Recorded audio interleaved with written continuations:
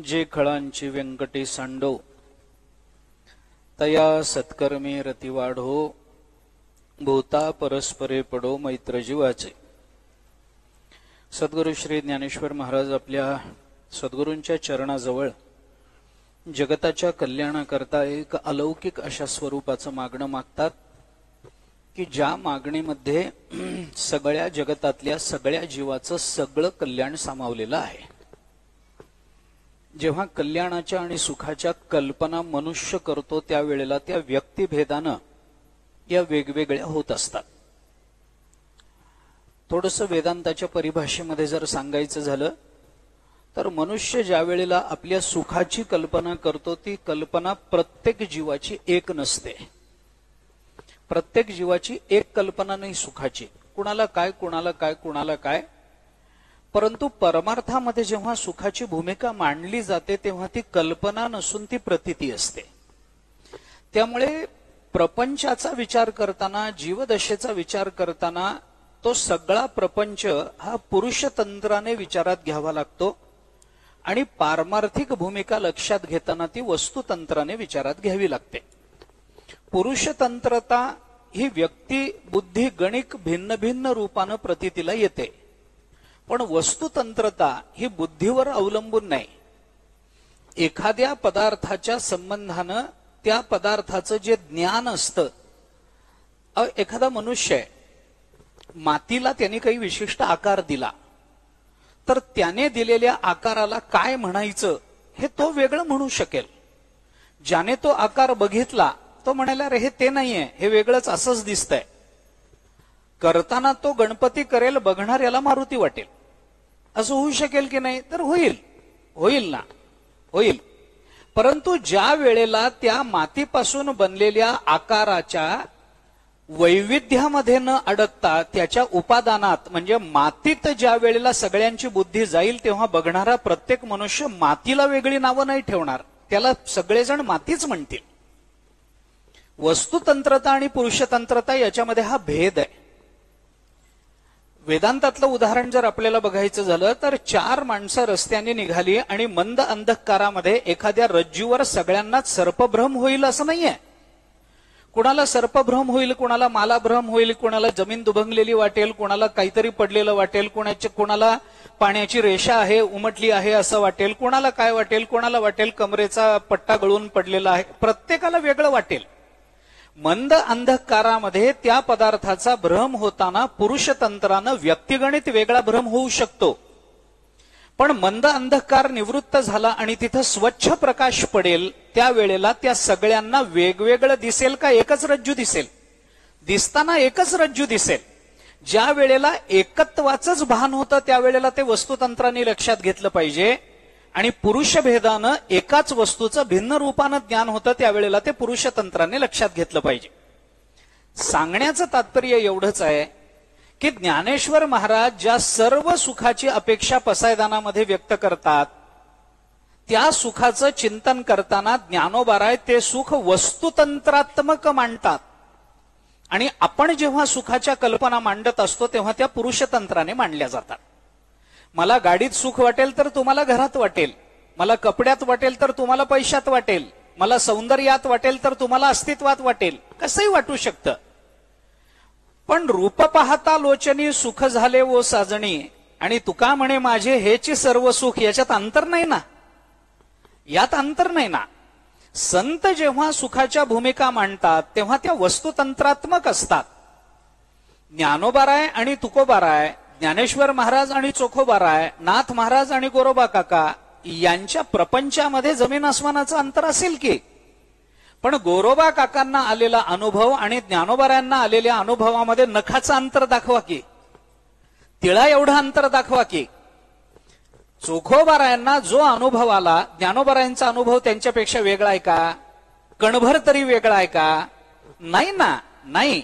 हा, प्रापंचिक अर्थानं काय भेद असेल, नाथ महाराज जहागीरदार म्हणून श्रीमंतीत अवताराला आले असतील आणि एखाद्या संतांना दारिद्र्यात अवताराला यावं लागलं असेल, वाटलं असेल। चोखोबारायांच्या घरी असं काय होतं श्रीमंती म्हणून? काही नव्हती। त्यांची श्रीमंती आणि त्यांचं दारिद्र्य हे पुरुषतंत्राने कदाचित भेदात्मक आपल्याला दिसेल, पण त्यांच्या पारमार्थिक अवस्थेचा विचार केला तर आम्हाला वस्तुतंत्राने त्याचा विचार करून त्यांचं एकत्वच आपल्याला विचारात घ्यावं लागतं. ज्ञानोबराय ज्या सर्व सुखाची अपेक्षा आपल्या सद्गुरूंच्या चरणाजवळ करतात त्या सर्व सुखाचा बारकिंबहुना सर्व सुखी, अरे सर्व सुखी म्हणजे कोणती सुख तुम्हाला अपेक्षित आहेत याचा विचार केला तर जी तुकोबारायांना अपेक्षित आहेत, जी गोरोबा काकांना अपेक्षित आहेत, जी जनाबाईंना अपेक्षित आहेत, जी नामदेवरायांना अपेक्षित आहेत, या जगताचं कल्याण व्हावं या भूमिकेतून ज्या सुखाची अपेक्षा आणि त्या सुखाच्या साधन प्रवृत्तीचं चिंतन संतांनी केलंय ते एकरूपतेनं मांडलेलं आहे. ते सगळं पसायदानामध्ये व्यक्त झालंय. थोडंसं स्पष्ट कोणाला तपासून घ्यायचं असेल तर घेऊ शकेल कोणी. ज्ञानोबारायांनी मांडलेल्या पसायदानातल्या चिंतनाचाच सगळा नंतरचा भाग हा संत वाङ्मयामध्ये उमटलेला दिसून येतो. संत वाङ्मयामध्ये जिथे जिथे जगताच्या कल्याणाचं काहीतरी मागणं, जगताच्या कल्याणाचं काहीतरी चिंतन मांडलेलं दिसतं त्याची सगळी बीजसूत्र आपल्याला पसायदानात सापडतात. आणि हे असं पसायदान ज्ञानेश्वर महाराजांनी आपल्या सद्गुरूंच्या चरणाजवळ मागितलं. आपण त्याचा विचार हरिभक्तीपरायण प्रमोद महाराजांच्या 61च्या निमित्तानं करतो आहोत. आता हे पसायदान ज्ञानेश्वर महाराजांनी मागितलं, मज द्यावे, मला पाहिजे.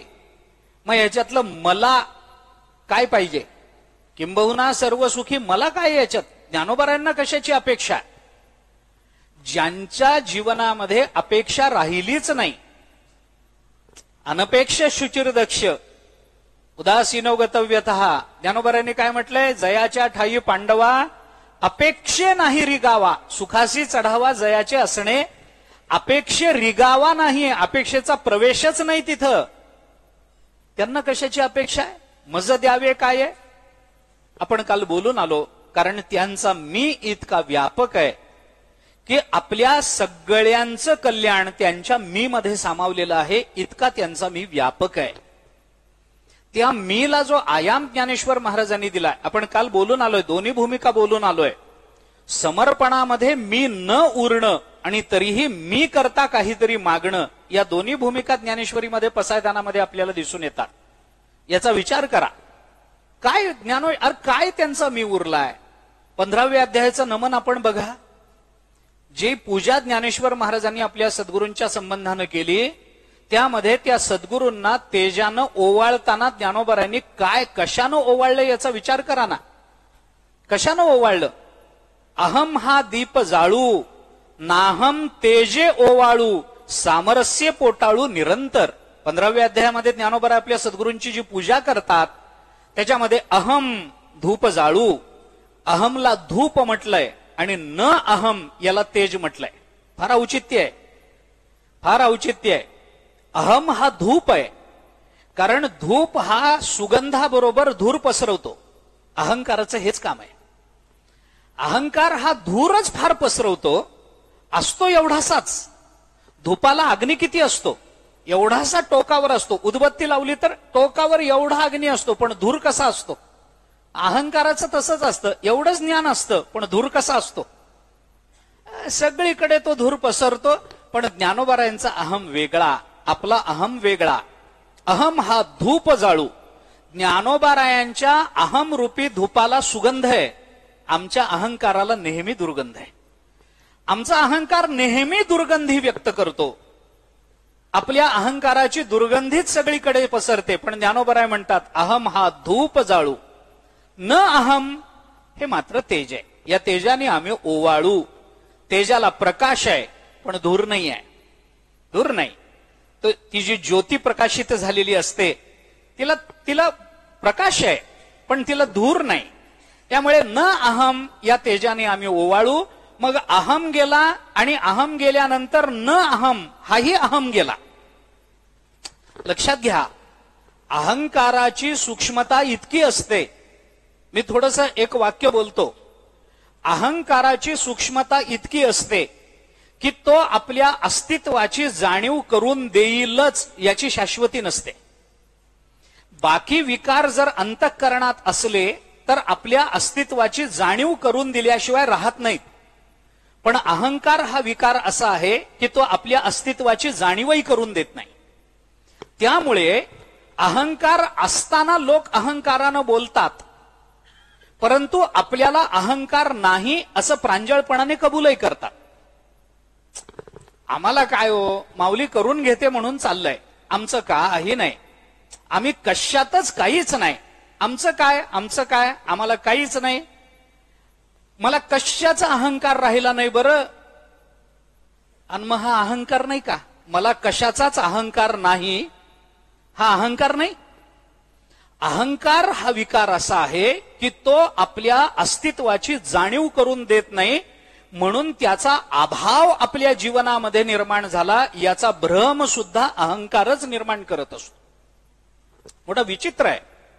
म्हणून ज्ञानोबरायांनी अहंकारम बलम दर्पम कामम क्रोधम परिग्रहम याच्यात त्याज्य पहिल्यांदा प्रतिबंध म्हणून पहिला सांगितला तो अहंकारच आहे. तेथ आडवावया आले दोषवैरी जे धोपटिले तया माझी पहिले देहाहंकार.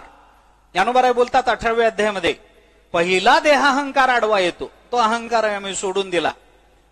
अहम ब्रह्मास्मी मधला अहम जावा लागतो, पण अहम गेला की अस्मी क्रियापदही जावं लागेल ना. नाहीतर ब्रह्मास्मी एवढं जरी राहिलं तरी त्या अस्मीमध्ये तो अहम सामावलेलाच असतो. त्यामुळे अहम ब्रह्मास्मी मधला अहम गेला आणि नंतरचं अस्मीही त्याच्या बरोबरीनं जाईल, तर जे उरेल ते आपलं स्वरूप असेल, त्याला ब्रह्म असं म्हणतात. अहम गेलं, अस्मी गेलं, मग राहिलं काय? ब्रह्म एवढंच राहिलं ना. मग तेच आपलं स्वरूप आहे. आणि ते ज्याचं स्वरूप झालं असे ज्ञानोबराय त्या ब्रह्मस्वरूपावर अधिष्ठित होऊन मग सगळ्या जगताला मी मानता. हे विश्वची माझे घर, ऐसी मती जयाची स्थिर, किंबहुना चराचर आपण झाला. मुद्दा काय लक्षात घ्या. काय एक वचन आहे, त्यक्तव्यो ममकारः यदि त्यक्तुम न शक्यते असौ कर्तव्यो ममकारः किंतु स सर्वत्र कर्तव्यः, असं एक वचन आहे. माणसाने आपल्या ममत्वाचा त्याग करावा. 100% खरी गोष्ट आहे. ममत्व सोडून द्या, सुटत नाही हो, सुटत नाही. जन्मोजन्मीचं साठलंय ममत्व, असं कसं सुटेल? सुटत नाही. हे माझं घर आहे, या घराबद्दल ममत्व आहे ना, कारण माझ्या 5 पिढ्या या घरात राहिल्या आहेत, घराबद्दल ममत्व आहे. अरे द्या सोडून, असं कसं सोडून द्या? सुटत नाही. कमरेची चावी सुटत नाही तर घराचं ममत्व काय सुटेल? सुटत नाही ना. मग सुटत नाही ना, मग सोडू नका. एक काम करा, घराचं ममत्व सुटत नाही ना, सुटत नाही, मग एक काम करा, त्या घरावरचं ममत्व वाढवा. सोडता येत नाही, कमी करता येत नाही ना, वाढवा ना. किती वाढवा?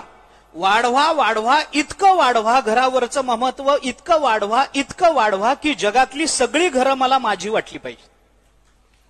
विश्वचे माझे घर, ऐसी मती जयाची स्थिर, किंबहुना चराचर आपण झाला. मातेबद्दलचं ममत्व कमी करा. माता पिता बंधू भगिनी कोणी न पवती निर्वाणी, नाही ना, द्या सोडून ममत्व.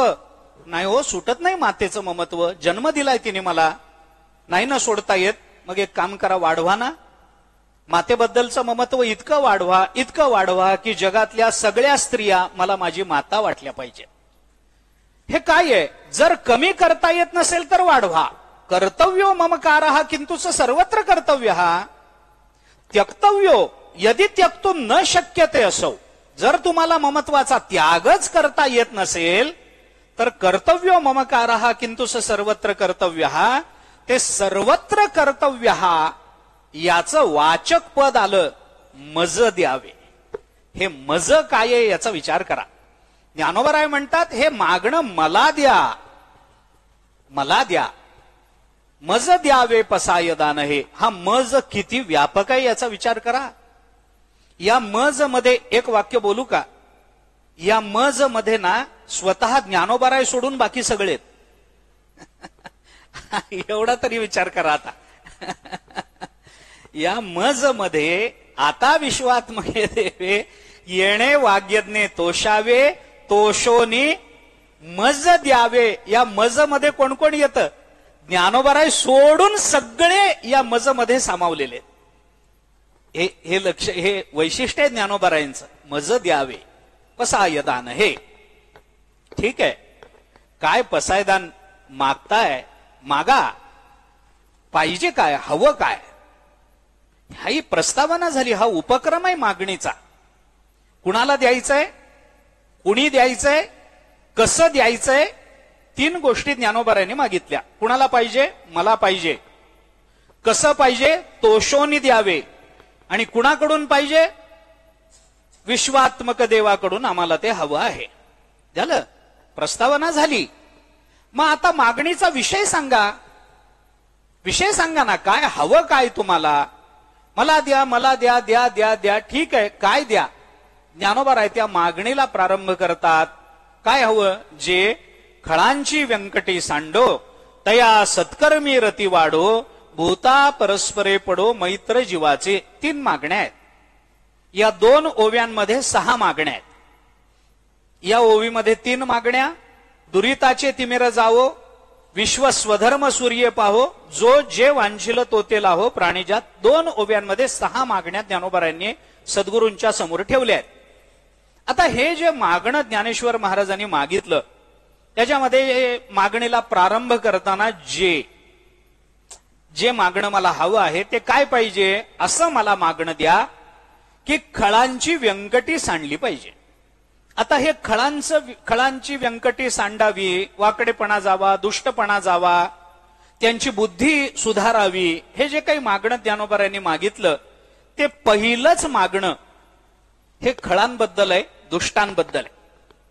मागणीला प्रारंभ करताना शक्यतो मनुष्य चांगल्या गोष्टीपासून प्रारंभ करतो.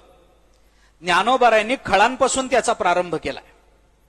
खळांपासून प्रारंभ केलाय. त्याची कारण आहेत.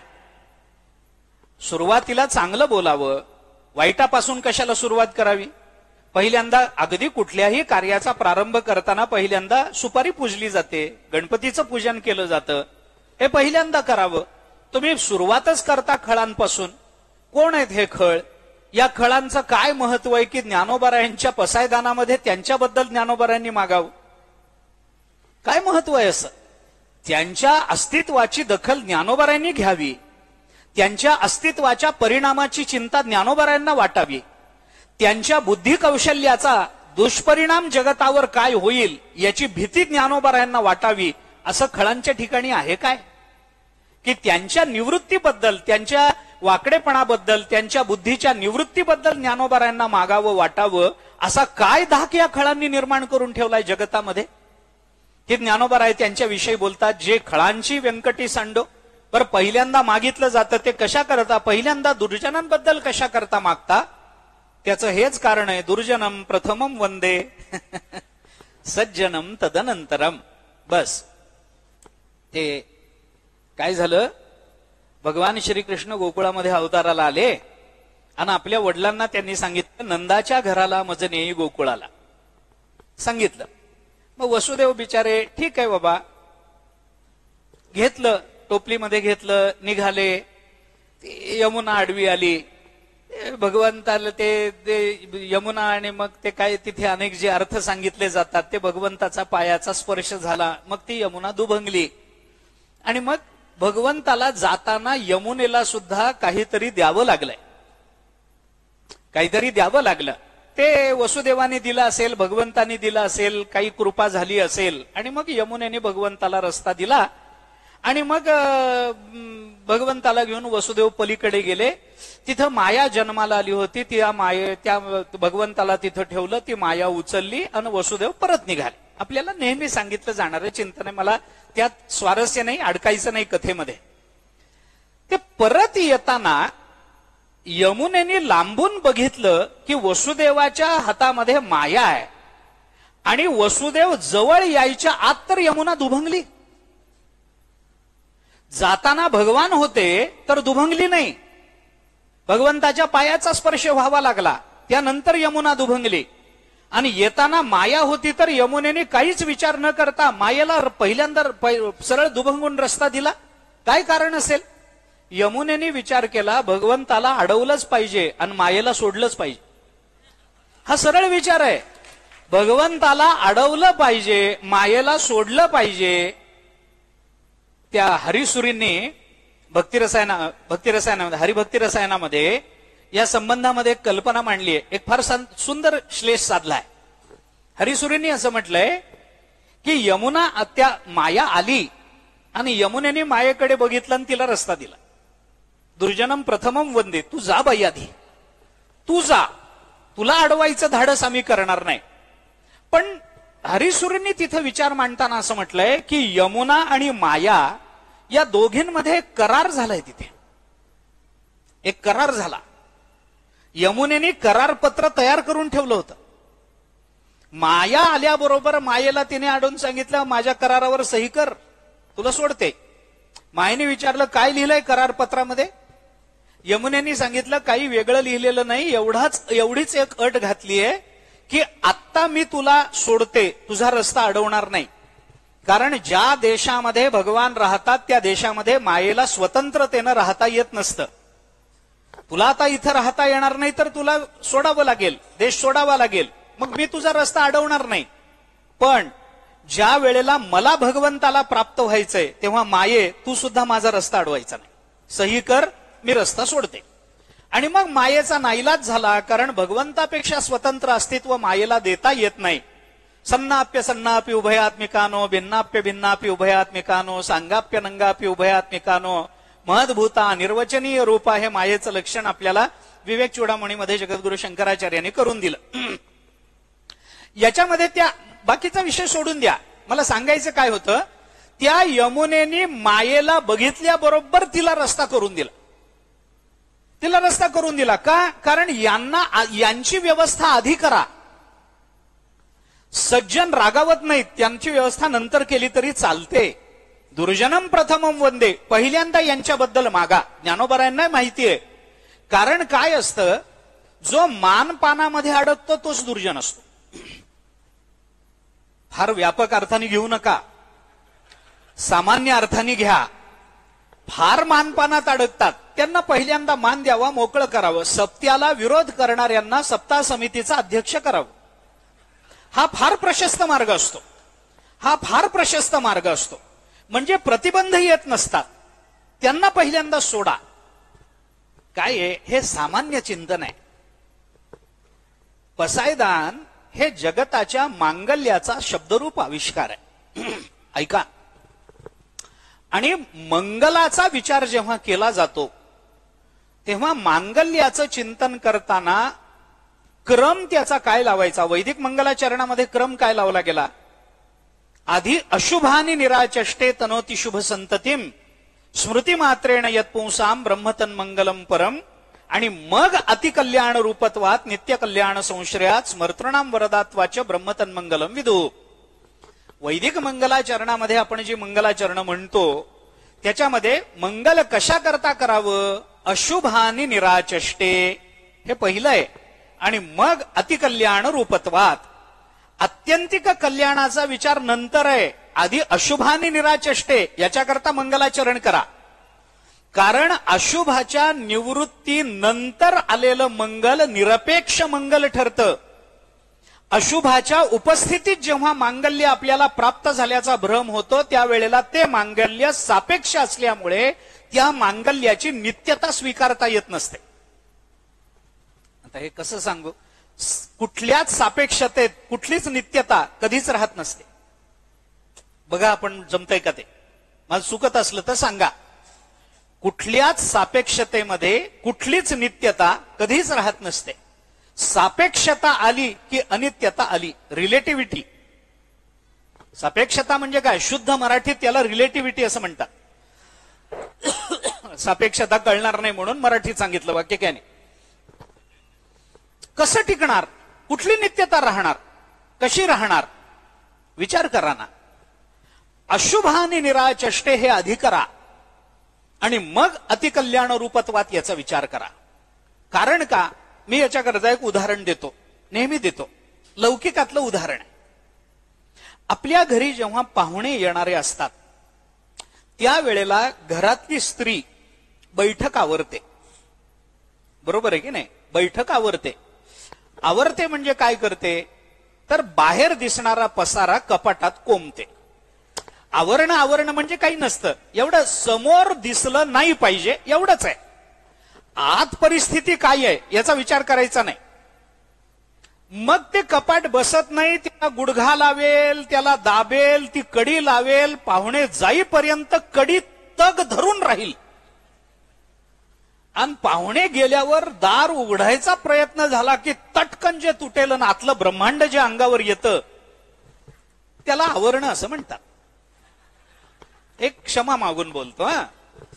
तर आता हे जे आवरते, ठीक आहे, ते कपाटामध्ये कोंबेल, पाहुणे येणार आहेत, मग जरा स्वच्छ केलं पाहिजे, बैठक आवरली पाहिजे, गालीचे वगैरे घातले पाहिजेत, गाद्या वगैरे असतील तर काही खोळी चांगल्या घातल्या पाहिजेत, उशांना तक्क्या जे काही असेल बैठकीमध्ये त्याच्याकरता ते सगळा. मग याच्यामध्ये हे आवरण्याचा क्रम काय असतो अशी माझी पृच्छा आहे. हे जे बैठक आवरण आहे ना, याचा क्रम काय? गालीच्या घालायचा आहे, पण आधी झाडून घेऊन मग गालीच्या घालायचा का गालीच्या घालून मग वरून झाडायचंय? काय ज्यांना झाडायची सवय आहे त्या पुरुषांनी उत्तर दिलं तरी चालेल मला, असं काही नाही बायकांनीच द्यावं म्हणून. घर आहे, शेवटी घर आहे, मदत केली तर काही बिघडत नसतं. बायको नाही का तुम्हाला स्वयंपाकाला मदत करत, असं काय करता? तर काय झाडलं तर काय बिघडतं काय? बायकोला मदत करू नये होय, करावी की. बर असू द्या. हा कसं करता? आधी काय, आधी झाडून घेता मग गालीच्या घालता का गालीच्या घालून मग झाडता? आधी झाडून घ्यायचं आणि मग गालीच्या घालायचा. आणि गालीच्या घालून झाडल्यावर वरून झाडल्यावर काय होईल? खालचा कचरा पाहुण्याला बसू देत नाही. बरोबर आहे की नाही? म्हणजे आधी कचरा काढावा लागतो आणि त्याच्यानंतर चांगल्याचं आधान करावं लागतं. जे खळांची व्यंकटी सांडो हे कचरा झाडून टाकणं आणि तया सत्कर्मी रती वाढो हे गालीच्या घालणं आहे. हे लक्षात घ्या ना. हे पहिल्यांदा असं का करा? अरे कचरा काढल्याशिवाय तुम्हाला चांगल्याचं आधान करताच येणार नाही. आपल्याकडे नेहमी अविद्या निवृत्तीपूर्वक ब्रह्मानंदाची प्राप्ती का सांगितली जाते? ब्रह्मानंदाच्या प्राप्तीमध्ये अविद्या निवृत्तीचा विचार अंतर्भूत नाही का? ब्रह्मानंद अविद्या निवृत्तीशिवाय येईल का? येईल का? येणार नाही ना. ब्रह्मज्ञान अविद्या निवृत्तीशिवाय येईल का? येणार नाही. मग नुसतं ब्रह्मज्ञानाची प्राप्ती म्हटलं तर मोक्षाचं स्वरूप होणार नाही काय? अविद्या निवृत्तीपूर्वक ब्रह्मज्ञानाच्या प्राप्तीला मोक्ष म्हणायचा, एवढं लांबलचक कशाला? बरं, अविद्या निवृत्ती म्हणजे ब्रह्मज्ञान नाही का? अविद्येची निवृत्ती काय? तुम्ही मुलाविद्या म्हणा की, बिघडलं काय? मला फरक पडत नाही, तुला विद्येकडे जाऊच नका. मुलाविद्येच्या निवृत्तीला ब्रह्मज्ञान म्हणत नाहीत का? कारण ब्रह्मज्ञान आहेच आहे, ते तुम्हाला निर्माण करावंच लागणार नाही, त्याचं अस्तित्व आहेच आहे. ज्ञानाचा नाश नसतो, ज्ञानाला बाध नाही, ज्ञानाला लय नाही. मग ज्ञानाचं काय? ज्ञान आहे एवढंच आहे, त्याला भाव आहे. ज्ञान आहे एवढंच आहे, त्याचा अभाव कधी निर्माण होत नाही. ज्ञानाच्या अभावा काय आहे? एक वेदांतातला विचार लक्षात घ्या. कुठल्याही पदार्थाचा भाव आणि अभाव सिद्ध करायचा असेल, मग तो चेतन असो अथवा जड असो, कोणत्याही पदार्थाचा भाव अभाव जर सिद्ध करायचा असेल तर त्याच्या भावाकरता आणि अभावाकरता साक्षी लागत असतो. साक्षीच्या अभावात कुठल्याच पदार्थाचा भाव सिद्ध होत नाही आणि साक्षीच्या अभावामध्ये कुठल्या पदार्थाचा अभावही सिद्ध होत नाही. एक वस्तू, हे फूल इथं आहे असं जेव्हा मी म्हणतो ना, तेव्हा हे फूल आहे असं म्हणणारा मी लागतो ना, कुणीतरी एक मी कुणीतरी लागतो ना. साक्षीशिवाय जर भाव सिद्धच होत नाही आणि साक्षीशिवाय जर अभावच सिद्ध होत नाही तर ज्ञानाच्या अभावाचा साक्षी कोण? सांगा ना. ज्ञानाच्या अभावाला साक्षी कोण? कोण म्हणतात ज्ञान नाही म्हणून? माणसं म्हणतात आम्हाला ज्ञान नाही हो, म्हणतात, म्हणू द्या. पण ज्ञानाच्या अभावाला जर साक्षी मानला तर त्या साक्षीला याचं ज्ञान असलं पाहिजे की आहे की नाही, की ज्ञान नाही. ज्ञान नाही याचं ज्ञान जर असेल तरच तो ज्ञानाच्या अभावाचा साक्षी होईल ना. बरोबर आहे की नाही? मग ज्ञान नाही याचं जर ज्ञान असेल तर ज्ञानाचा अभाव कुठे? ज्ञानाचा अभाव दाखवा. ज्ञानाचा अभाव जर नसेल, म्हणजे ज्ञानाच्या अभावाला जर साक्षी नसेल तर ज्ञानाचा अभाव सिद्ध होणार नाही. ज्ञान आहे, आपल्याला त्या बाबतीत काही चिंताच करायचं कारण नाहीये. मी हे का बोलतो तेही लक्षात घ्या. अविद्या निवृत्ती एवढं म्हटलं तर मोक्षाचं स्वरूप होणार नाही का? अविद्या निवृत्ती म्हणजेच ब्रह्मभाव आहे की नाही? बरं, नुसता ब्रह्मभाव असं म्हटलं तर मोक्षाची सिद्धी होणार नाही का? अविद्या नाहीतरी तुम्ही कल्पितच मानताय की नाही? अविद्याला सत्य मानून बसताय का तुम्ही? मायेला सत्य मानता का? भावरूप असं तिचं जरी लक्षण केलेलं असलं तरी ते लक्षण लक्षात घेण्याकरताय तिचा भाव मानता का? ज्ञानोबारायांना विचारा ना, मायेचं लक्षण काय येते? काढा ज्ञानेश्वरी. नाही म्हणू जाईजे तव विश्वाकारे देखीजे, विश्वाईसे म्हणीजे तरी ते माया. ज्ञानोबाराय काय म्हणतात? नाही म्हणू जाईजे. नाही, नाही हाच विषय. अव्यक्त नामनी परमेश शक्ती ही अनादि अविद्या त्रिगुणात्मिका परा. विवेक चूडामणीमध्ये पुन्हा जा. जगताला प्रसवते ही गोष्ट खरी आहे माया, पण तिचा भाव काय? काही भाव नाही. त्या गौडपाद कारिकेमध्ये वचन आहे. गौडपादाचार्यांनी असं म्हटलंय कारिकेमध्ये, धर्माम्य इति जायन्ते जायन्ते ते न तत्वतः जन्म मायोपमं तेषां साच माया न विद्यते. माया न विद्यते हा विषय आहे. आचार्यांचं भाष्य आहे. भाष्यामध्ये आचार्याने हा प्रश्न उपस्थित केलाय. माया नाम वस्तू तरी, अरे माया नावाची काही वस्तू तरी आहे का नाही? आचार्य म्हणतात नैवम साच माया न विद्यते. अरे मग विद्यमान नाही तर तुम्ही माया माया करता कशाला? मायेत्य विद्यमानस्याख्या इथे अभिप्राय. आचार्यांनी त्याचा अभिप्राय भाष्यामध्ये बोलून दाखवला. अविद्यमानस्याख्या इथे अभिप्राय. ते नाही हे सांगण्याकरता नाव घ्यावं लागतं, बाकी काही नाहीये, काही नाही. त्या अद्वैत सिद्धीच्या सुरुवातीला विचाराल, आता हे काय संदर्भ कशा करता देतोय मी, जाऊ द्या, या संदर्भात अडकू नका. फाटे फुटले की मूळ विषय बाजूला पडतो. मुद्दा हा आहे की नुसतं ब्रह्मभाव असं म्हटलं तर मोक्षाचं लक्षण होणार नाही का? नुसती अविद्या निवृत्ती म्हटलं तर मोक्षाचं लक्षण होणार नाही का? ते होणार नाही. म्हणूनच वेदांताने आपल्याला अविद्या निवृत्ती पूर्वक ब्रह्मभावाची प्राप्ती हे मोक्षाचं लक्षण सांगितलं. म्हणजे तिथं सुद्धा अविद्या निवृत्ती पूर्वक हे बोलावंच लागत असेल, कारण नुसता ब्रह्मभाव हा नित्य आहे, तो आहेच आहे.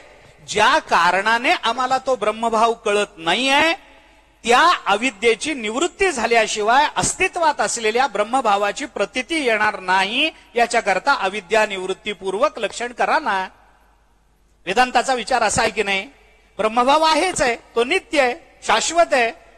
मग आम्हाला तो ब्रह्मभाव आहे असूनही ज्या प्रतिबंधाने कळत नाही, तो प्रतिबंध म्हणजे अविद्या आहे.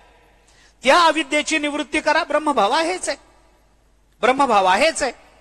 आता मग नुसती अविद्या निवृत्ती का म्हणू नका, ते जाऊ द्या. ते अतिव्याप्ती का होणं करायची नाही या लक्षणामध्ये त्याचा विचार करायची जबाबदारी आत्ता माझ्यावर नाही. मला काय सांगायचे ते लक्षात घ्या. अविद्या म्हणजे काय झालं? अविद्या हा प्रतिबंध आहे. ब्रह्मभावाला, आमच्या आत्मस्वरूपाच्या जाणीवेला अविद्या हा प्रतिबंध आहे. म्हणून अविद्या निवृत्ती पूर्वक शब्द जर वापरावा लागत असेल तर किंबहुना सर्व सुखी याच्यामध्ये सगळ्यात मोठा प्रतिबंध आहे तो खलत्व बुद्धीचा आहे.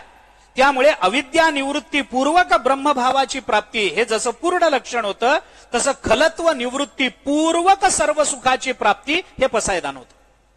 आणि याकरता म्हणून जे खळांची व्यंकटी सांडो हे आधी मागावं लागतं, कारण अविद्या निवृत्ती पूर्वक हे म्हणताना ब्रह्मभाव प्राप्ती पूर्वक अविद्या निवृत्ती म्हटलं नाही ना.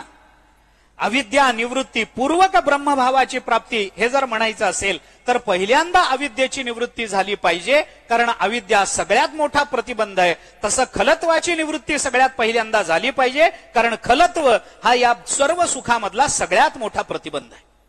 याकरता म्हणून आधी जे खळांची व्यंकटी सांडो. 2 कारणं झाली, अजून एक सांगतो. जे खळांची व्यंकटी सांडो पहिल्यांदा मागायचं काय कारण आहे? काय कारण आहे? 3रं कारण मी आता आपल्या समोर ठेवतो. ज्ञानोबारायांचं पुढचं मागणं काय? जो जे वांछील तो ते लाहो. बरोबर? जो जे वांछील तो ते लाहो शब्दाचा अर्थ काय? ज्याला जे हवं त्याला ते मिळावं. बरोबर आहे? काही ह्याच्यात काही अडचण, काही अर्थाच्या दृष्टीने संदिग्धता नाही ना? नाही. ज्याला जे हवं त्याला ते मिळावं. जर खलत्व निवृत्ती मागितली नसती जे खळांची व्यंकटी सांडो हे पहिल्यांदा मागितलं नसतं आणि पहिल्यांदाच ज्ञानोबाराय म्हणाले असते जो जे वांछिल तो ते लाहो, तर या जगतातल्या खलांना काय अपेक्षा राहिली असती? या जगताचं वाटोळं व्हावं आणि ज्ञानोबाराय जो जे वांछिल तो ते लाहो असं मागतात, म्हणून खलांना सुद्धा जो जे वांछिल तो ते लाहो सगळ्या जगाचं वाटोळं झालं असतं. मग हे होऊ नये याच्याकरता आधी खळांची व्यंकटी सांडा आणि मग ज्याला जे हवं त्याला ते मिळू द्या. कुणालाही जे हवं ते मिळावं अशी मागणी नाहीये. मी परवाही बोललो, पहिल्या दिवशी बोललो, याच्यामध्ये क्रमसंगती लक्षात घ्या. कुणालाही अरे ज्याला जे हवं त्याला ते मिळावं, पण याच्यातला जो कोण आहे, जो हे सर्वनाम कुणाकरता वापरलं गेलं? ज्याच्या अंतःकरणातलं खलत्व निवृत्त झालंय, ज्याची सत्कर्मामध्ये आवड निर्माण झालेली आहे, ज्याला भूतमात्रांबद्दल अंतःकरणात प्रेम निर्माण झालेलं आहे, ज्याने अंतःकरणातल्या दुरिताची निवृत्ती केलेली आहे, ज्याने स्वधर्माचा सूर्य पाहिलेला आहे, त्याला जे हवं त्याला ते मिळावं. त्याला मग मला जे हवं ते मला मिळावं असं जर मला वाटत असेल तर आधीच्या सगळ्या मापदंडातून आम्ही उत्तीर्ण झालं पाहिजे. ते मापदंड आम्ही लावून घेतले पाहिजे, तर मग जो जे वांछिल मध्ये आम्ही बसू, नाहीतर बसणार नाही. सरळ विचार आहे. आणि जो जे वांछिल तो ते लाहो किंवा किंबहुना सर्व सुखी या दोन व्यापक मागण्या ज्ञानोबारायांना पुढं मागायच्या होत्या. त्याची तयारी जे खळांची व्यंकटी सांडो इथं आहे. आधी दुष्ट लोकांना दूर करा, त्यांची बुद्धी दूर करा, मग ज्याला जे हवं ते त्याला मिळू द्या. कारण दुष्टत्व शिल्लक राहून काय असतं, माणसाच्या जीवनामध्ये सुखाची प्राप्ती अजिबातच नाही असं होणारच नाही. थोडं स्पष्ट बोलतो, विषयांतर होईल, होऊ द्या 1-2 मिनिटाकरता. वेदांताचा एक विचार करा. सुखाची जाणीव अधिक सुखाची अप्राप्ती ही व्यावहारिक सत्ता आहे.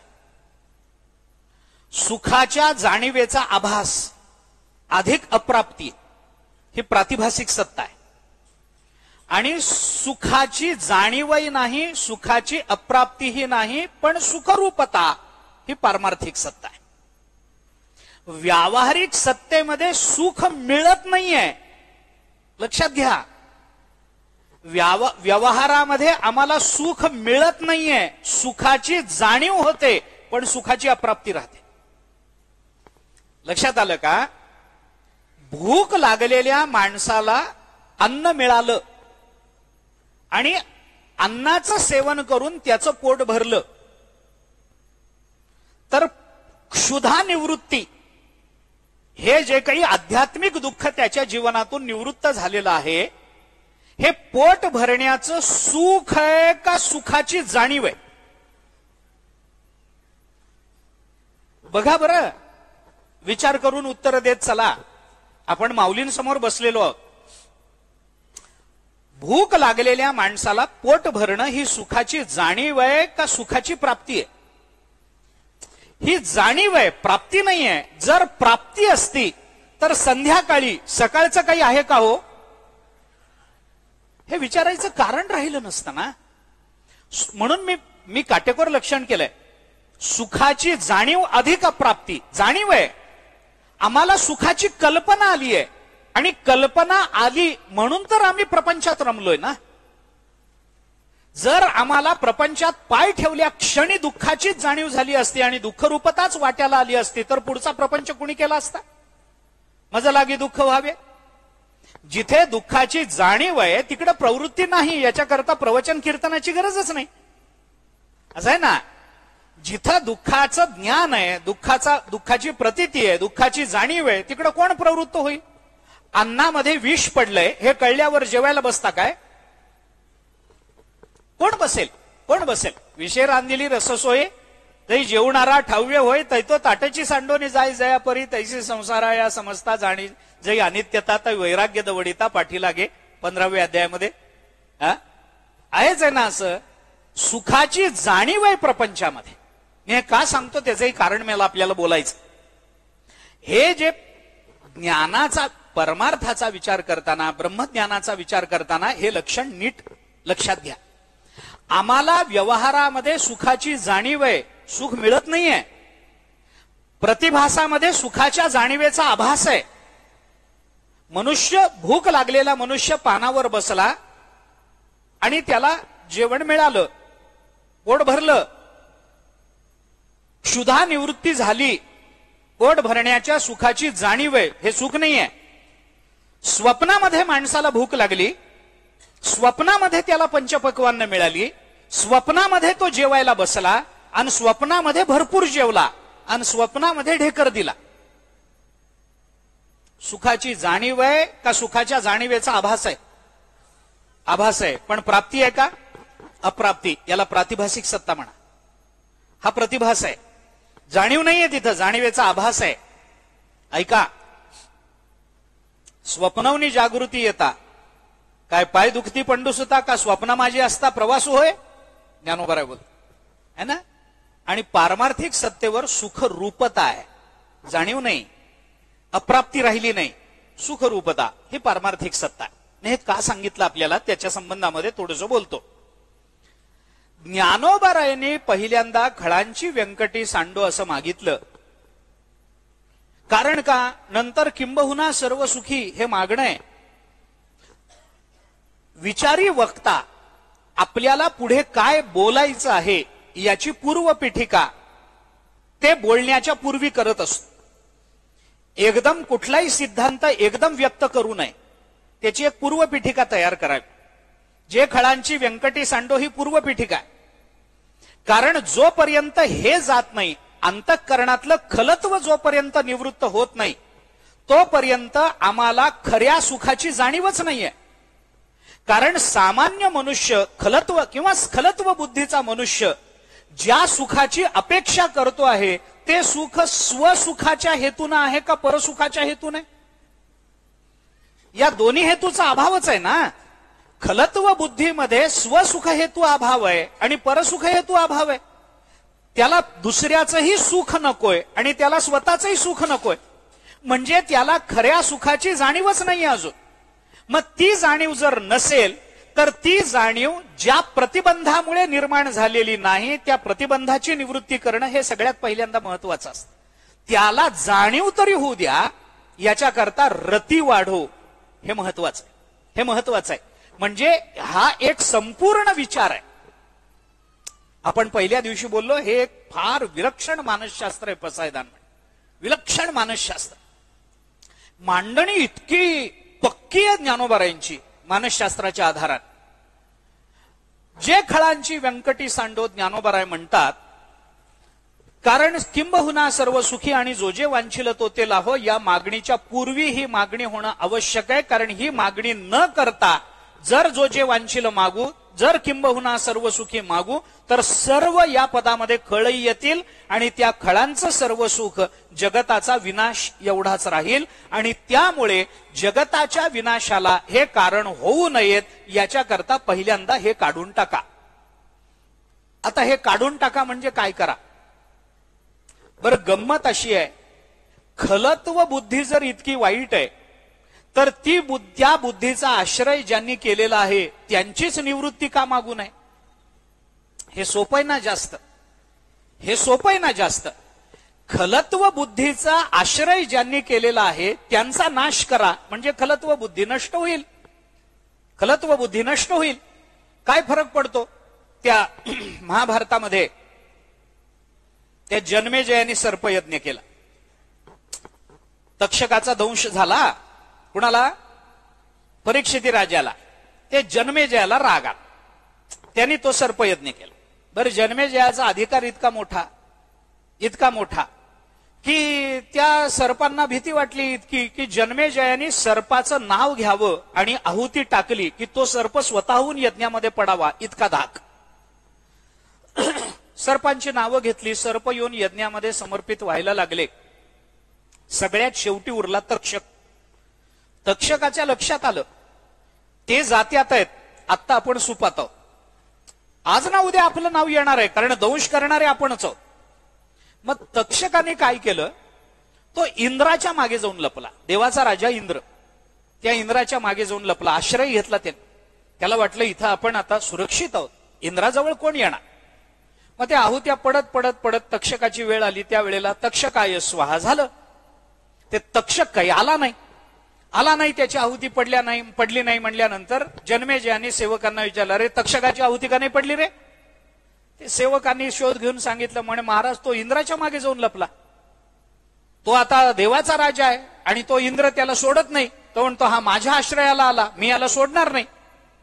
जन्मेजयाने सांगितलं, असं का, तक्षक येत नाही का स्वतः. नाही येत. का येत नाही. इंद्राच्या आश्रयाला. मग इंद्र सोडत नाही. मग जन्मेजयाने आहुती टाकली, इंद्राय स्वाहा.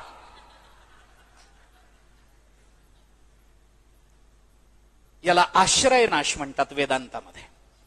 ज्ञानोबरायांनी दिलेलं उदाहरण, पडोन गेली या भिंती चित्राची केवळ होय माती. आश्रय नाशा करता ज्ञानोबरायांनी दिलेलं उदाहरण ऐका. खलत्व बुद्धीचा ज्यांनी आश्रय केला त्यांचंच आहुती त्यांनाच नष्ट होऊ द्या म्हणा, सगळीच पीडा. अरे खळांची व्यंकटी कशाला, खळच सांडावेत, खळच जगातले नष्ट व्हावेत, असं जर ज्ञानोबरायांनी मागितलं असतं तर फार बरं झालं असतं, प्रश्नच मिटले असते ना सगळे. पण ते ज्ञानेश्वर महाराज आहेत, त्यांना आपलं हित जेवढं कळतं तेवढं आपल्याला आपलं हित कळत नसतं. आपल्याला आपलं हित तेवढं कळत नाही जेवढं ज्ञानोबराय तुकोबरायांना आपलं हित कळत असतं. त्यामुळं त्यांच्या विधानाचा विचार करताना शक्यतो आपली बुद्धी चालवू नये, त्यांच्या मार्गाने जावं. न घालावी धाव मनाची ओढी, वचनी आवडी संतांची. तुकोबराय, उचित जाणावे मुख्य धर्म आधी, चित्त शुद्ध बुद्धी ठाई स्थिर. न घालावी धाव मनाची ओढी, वचनी आवडी संतांची. मनाची आवडी धाव न घालावी, मग कुठे घालावी. वचनी आवडी संतांची, मागे मनाची आवडी मानाची धाव घालावी. इतरत्र आमची आवडीची धाव घालू नये. वचनी आवडी संतांची. ऐका, खल नष्ट व्हावेत असं न म्हणता ज्ञानोबरांनी खळांची व्यंकटी सांडावी असं का म्हटलं. एक उत्तर सामान्यत्वानं देतो, जरा क्षमा मागून देतो. सरळ उत्तर असं आहे, जगातले सगळेच खळ नष्ट व्हावेत असं जर ज्ञानोबरांनी मागितलं असतं तर आपलाही नंबर त्यात आला असता. सगळेच खळ नष्ट व्हावेत असं जर ज्ञानोबरांनी त्या काळामध्ये मागितलं असतं तर या संतांना सोडून दुसरं कोण राहिलं असतं.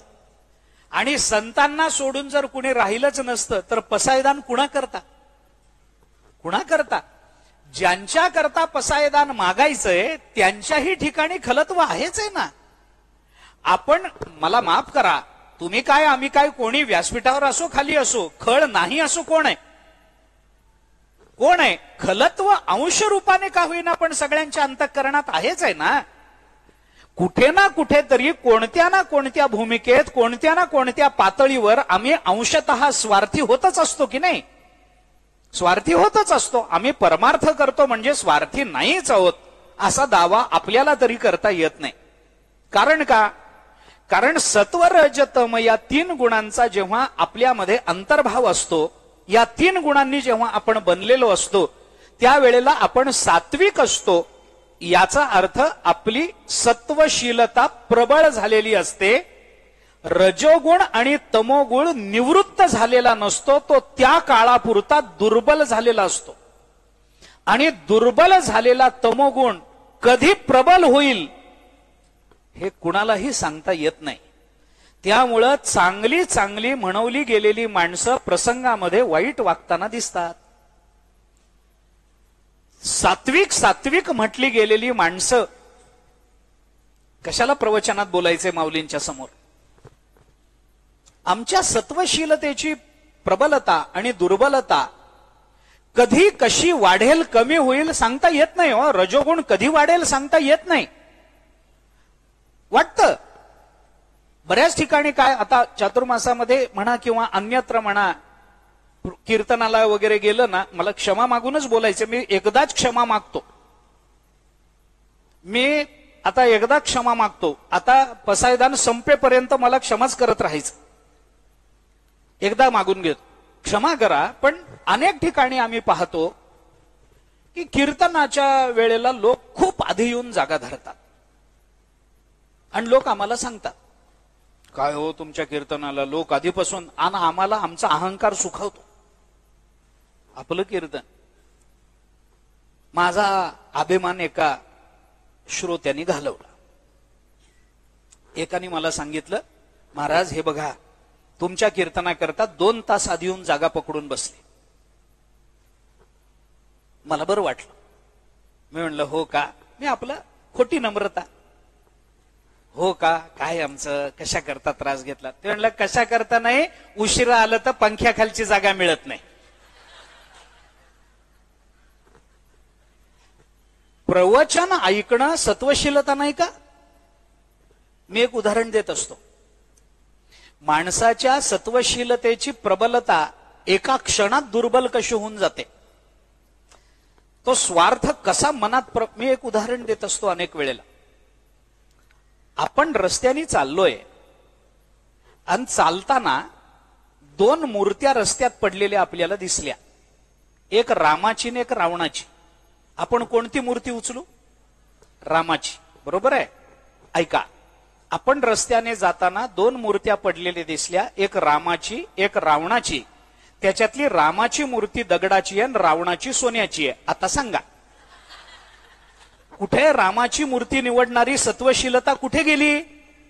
जोपर्यंत समोर विषय येत नाही तोपर्यंत सगळे विरक्त असतात.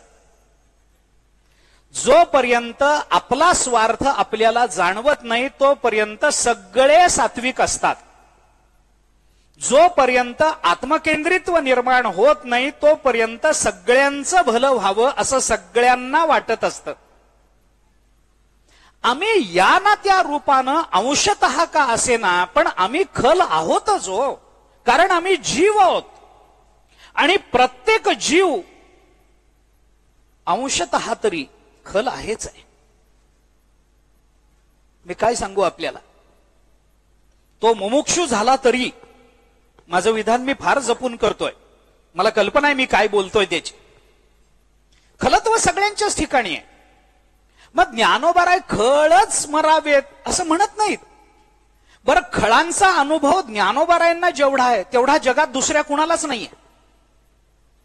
दुष्टबुद्धीच्या लोकांचा त्यांच्या जीवनामध्ये त्यांना जेवढा अनुभव आला तेवढा अनुभव कुणालाच आला नाही. आणि त्या अनुभवाने गांजून जर ज्ञानोबाराय खळ मरावेत असं म्हणाले असते तर त्यांना कुणीही दोष दिला नसता. कारण ज्याचा एवढा प्रतिकूल अनुभव आला त्या प्रतिकूलतेची निवृत्ती व्हावी अशी भावना अंतःकरणामध्ये निर्माण होणं हे नैसर्गिक आहे. नैसर्गिक आहे. एखाद्या माणसाचा वारंवार आपल्याला त्रास होत असला तरी त्या माणसाचं कल्याण व्हावं अशी भावना आपल्या अंतःकरणात सहसा येतच नाही. सहसा हा शब्द सुद्धा मी सहसा वापरत नाही. येत नाही. ज्ञानोबारायांना एवढा खलांचा अनुभव असून सुद्धा, दुष्टांचा अनुभव असून सुद्धा त्यांनी खळ मरावेत अशी प्रार्थना, अशी मागणी केली नाही. खळांची व्यंकटी सांडावी. व्यंकटी वाकडेपणा, व्यंकटी बुद्धी कोणत्याही अर्थाने आपण घ्या, मला आत्ता त्या संबंधामध्ये फार विचार करायचा नाही. पण संत महात्मे ज्या वेळेला जगताचा विचार करतात, जगताच्या कल्याणाची भूमिका मांडत असतात, ऐका, त्यावेळेला या जगतामधल्या निरुपयोगी, तापदायक आणि प्रतिबंधक अशा व्यक्ती आणि वस्तूंच्या संबंधानं त्यांची भूमिका स्वतंत्र असते. ऐका, कारण का? संतांचा याच्यावर विश्वास आहे की हे जग जर परमात्म्याने बनवलेलं असेल तर या जगतातली कोणतीही वस्तू निरुपयोगी नाहीये. त्या वस्तूच्या उपयुक्ततेचा भाव आम्हाला कळालेला नसतो किंवा त्या वस्तूच्या विनियोगाचं कौशल्य आमच्या ठिकाणी नसतं. या 2च अडचणी सहसा माणसाच्या जीवनामध्ये निर्माण होतात. हे मानसशास्त्र आहे. त्यामुळे आपल्याकडे हे नेहमी सांगितलं जातं, अमंत्रम अक्षरम नास्ती नास्ती मूलम अनौषधम अयोग्य पुरुषो नास्ती योजकस्तत्र दुर्लभा. अयोग्य पुरुषो नास्ती. अरे या जगतामध्ये अयोग्य असा पुरुषच नाहीये. मनुष्य कसाही जरी असला तरी त्याची उपयुक्तता कुठे ना कुठेतरी सिद्ध होणारीच असते. ती अन्वयाने होईल किंवा व्यतिरेकाने होईल, ती सकारात्मकतेने होईल किंवा नकारात्मकतेने होईल, पण उपयुक्तता सिद्ध होईल एवढी गोष्ट खरी आहे. निरुपयोगी वस्तू नाही. अहो आमचं नख आहे, नख. काय या नखाला किंमत आहे मला सांगाव? काय किंमत आहे या नखाला? दर आठवड्याला वाढत जात. काही कामाचं नाही. काय नखाची किंमत आहे? काही नाही. आपलं प्रवचनात बसल्या बसल्या दातानं कुरतुडून शेजारच्या माणसाच्या अंगावर थुंकण्याकरता फक्त त्याचा उपयोग. काय त्या नखाला किंमत आहे? काहीच नाही. बरं त्या नख वाढताना वेदना होतात का? नाही. नख कापताना वेदना होतात का? नाही. मग काय नखाचं महत्व आहे? खाज सुटल्याशिवाय त्याचं महत्व कळत नाही.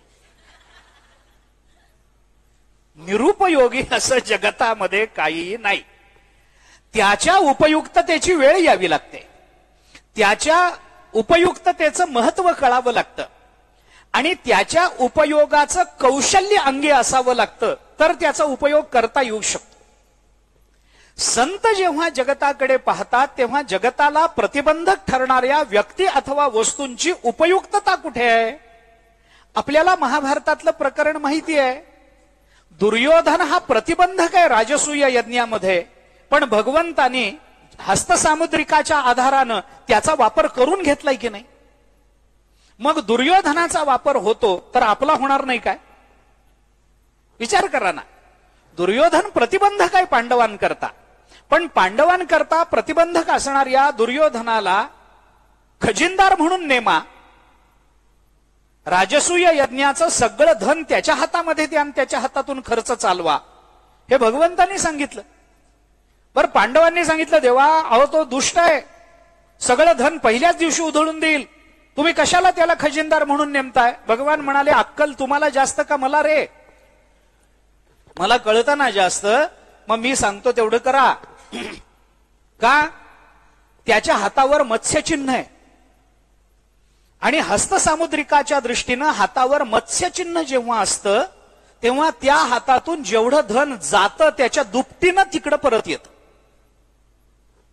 बघू नका ते दिस असं नाही, हे ते फार अवघड आहे हो. हस्तसामुद्रिक फार विचित्र आहे. त्याच्या काही खुणा सांगितल्या की लोक आपल्या हातावर बघतात आणि मग आम्हाला चिंता, हे पाय पाय पाय इथं इथं इथं इथं तिथं कुठं नसतं, त्याच्या जागा ठरलेल्या आहेत. त्या मासोळीचं तोंड कुठल्या दिशेला लागतं याचंही शास्त्र आहे. आणि बाकीचंही जाऊ द्या, दुर्योधनाच्या हातावरची चिन्ह आपल्याला पाहिजेत कशाला? कशाला पाहिजेत आपल्याला? दुर्योधन व्हायचंय का? नको ना, मग राहू द्या, बघू नका. अयोग्य पुरुषो नास्ती. अयुक्त अयोग्य असा पुरुष नाही, त्याची योजना करता आली पाहिजे, त्याच्या उपयुक्ततेचा भाव कळाला पाहिजे. ऐका, मी उदाहरणाने आपल्याला सांगतो.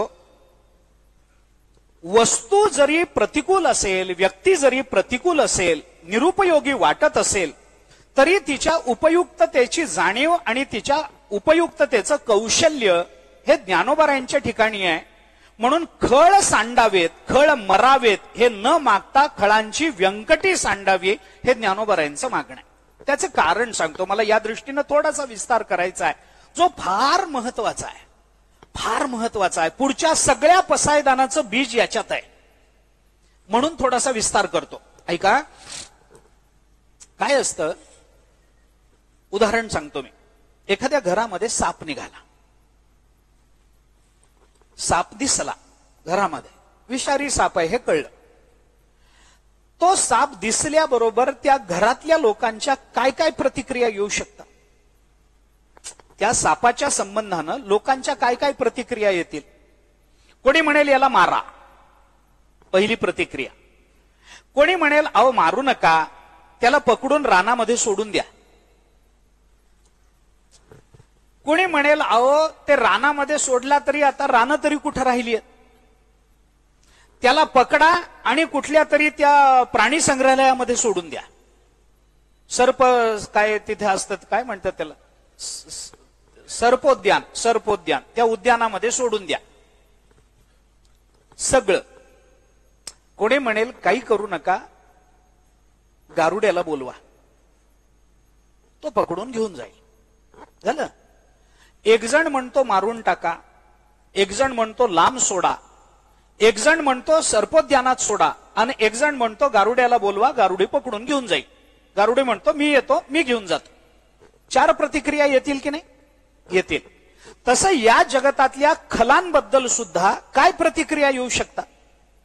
एक जण म्हणतील या सगळ्या खळांना मारून टाका, दुष्ट नकोच आहेत आम्हाला जगतामध्ये.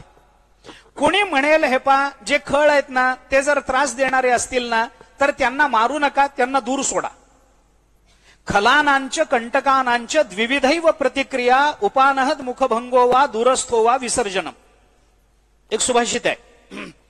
खळ आणि काटे, खलानाम कंटकानांच, कंटक म्हणजे काटा.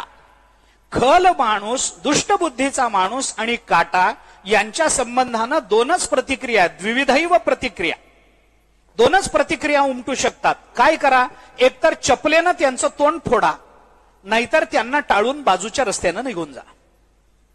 रस्त्यात काटा पडला ना मग एक काम करा, चप्पल घाला, चपलीनं त्याच्या काट्याचा अग्रभाग तेवढा तोडून टाका, म्हणजे तो कुणाच्या पायात घुसणार नाही. जर दुष्ट पुरुष आला ना, आपल्या अंगात ताकद असेल त्याच्या थोबाडीत द्या, त्याला शांत करा. हे जर होणार नसेल ना तर एक काम करा, बाजूने निघून जा. त्यांच्या रस्त्यात इथं काटा पडलाय ना, या मार्गाने जा. समोरून खळ येतोय ना, रस्ता बदलून चला, काय फरक पडतो? आपल्याला त्याचा त्रास होणार नाही एवढं बघा. लांब सोडून या.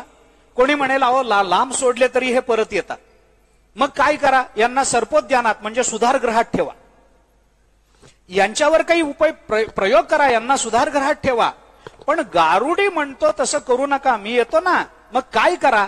गारुडी काय करतो? तो येतो, त्या सापाला पकडतो आणि त्या सापाला पकडून त्या सापाचं जे दुःख जगतामध्ये निर्माण होणार आहे त्या दुःखाचं मूळ आहे सापाचा विषारी दात. तो काय करतो? त्या सापाचा विषारी दात काढून टाकतो आणि त्याच सापाला आपलं पोट भरायचं साधन बनवतो. करा काय? ज्ञानोबाराय हे त्या गारुड्यासारखे.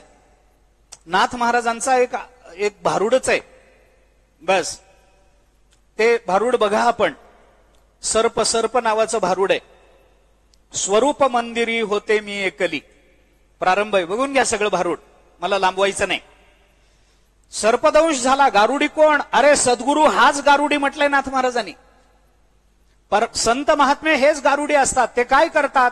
या खळांना पकडतात आणि खळांना नष्ट न करता त्या खळांची जी वाकडी बुद्धी आहे तेवढी बुद्धी फक्त दूर करतात आणि जगताच्या कल्याणाकरता त्यांचा वापर करतात, जे खळांची व्यंकटी सांडू. भूमिका ही आहे. त्यांना मारायचं नाहीये, त्यांच्या उपयुक्ततेचा विचार करा. प्रतिबंध व्यक्तीचा नसतो. मी जरा क्षमा मागून बोलतो, स्पष्ट बोलतो. बऱ्याच वेळेला व्यक्तीचा प्रतिबंध नसतो, व्यक्तीच्या विपरीत विचाराचा प्रतिबंध असतो. प्रतिबंध नेहमी विपरीत विचाराचा आहे. प्रतिबंध नेहमी उलट्या विचाराचा आहे. प्रतिबंध नेहमी अविद्येचा आहे. आणि अज्ञान अविद्या म्हणजे काय? ज्ञानाचा अभाव. ते तर नैयायिक होतील. मग काय म्हणावं लागेल? विपरीत ज्ञानाला अज्ञान म्हणतात, विपरीत ज्ञानाला अविद्या म्हणतात. ही विपरीतता हा प्रतिबंध आहे. ही विपरीतता काढून टाका, तेच एक स्वरूप. विपरीतता निवृत्त होणं हेच स्वरूप आहे ना. मग काय करा? त्या खळांना मारू नका, खळांची व्यंकटी सांडो. का? कारण हे खळ फार वाईट आहे. आता प्रश्न असा आहे, खळ कोण? खळ म्हणजे कोण? त्याचं सरळ उत्तर असं आहे, जे विनाकारण दुसऱ्याला त्रास देतात ते. एका वाक्यात, जे निष्कारण दुसऱ्याला त्रास देतात ते. मृगमीन सज्जनानाम तृणजल संतोष विहित वृत्तीनाम लुब्धक धीवर पिशुना निष्कारण वैरिणो जगती. असं आहे. आता हे काय सांगू मी आपल्याला? मृग, मीन आणि सज्जन.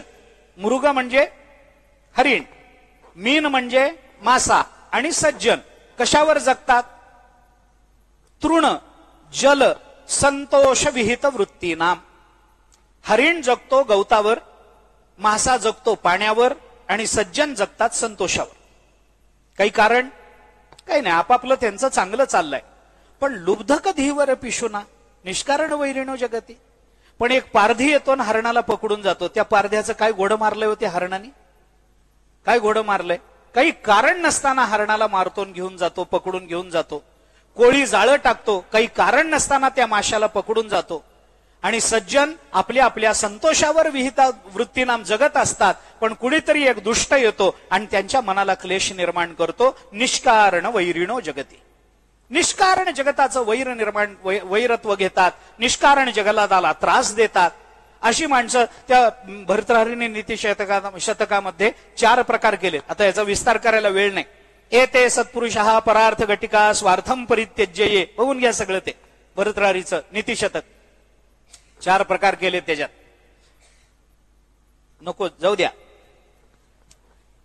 नाही काय आहे हे वाढत जातं.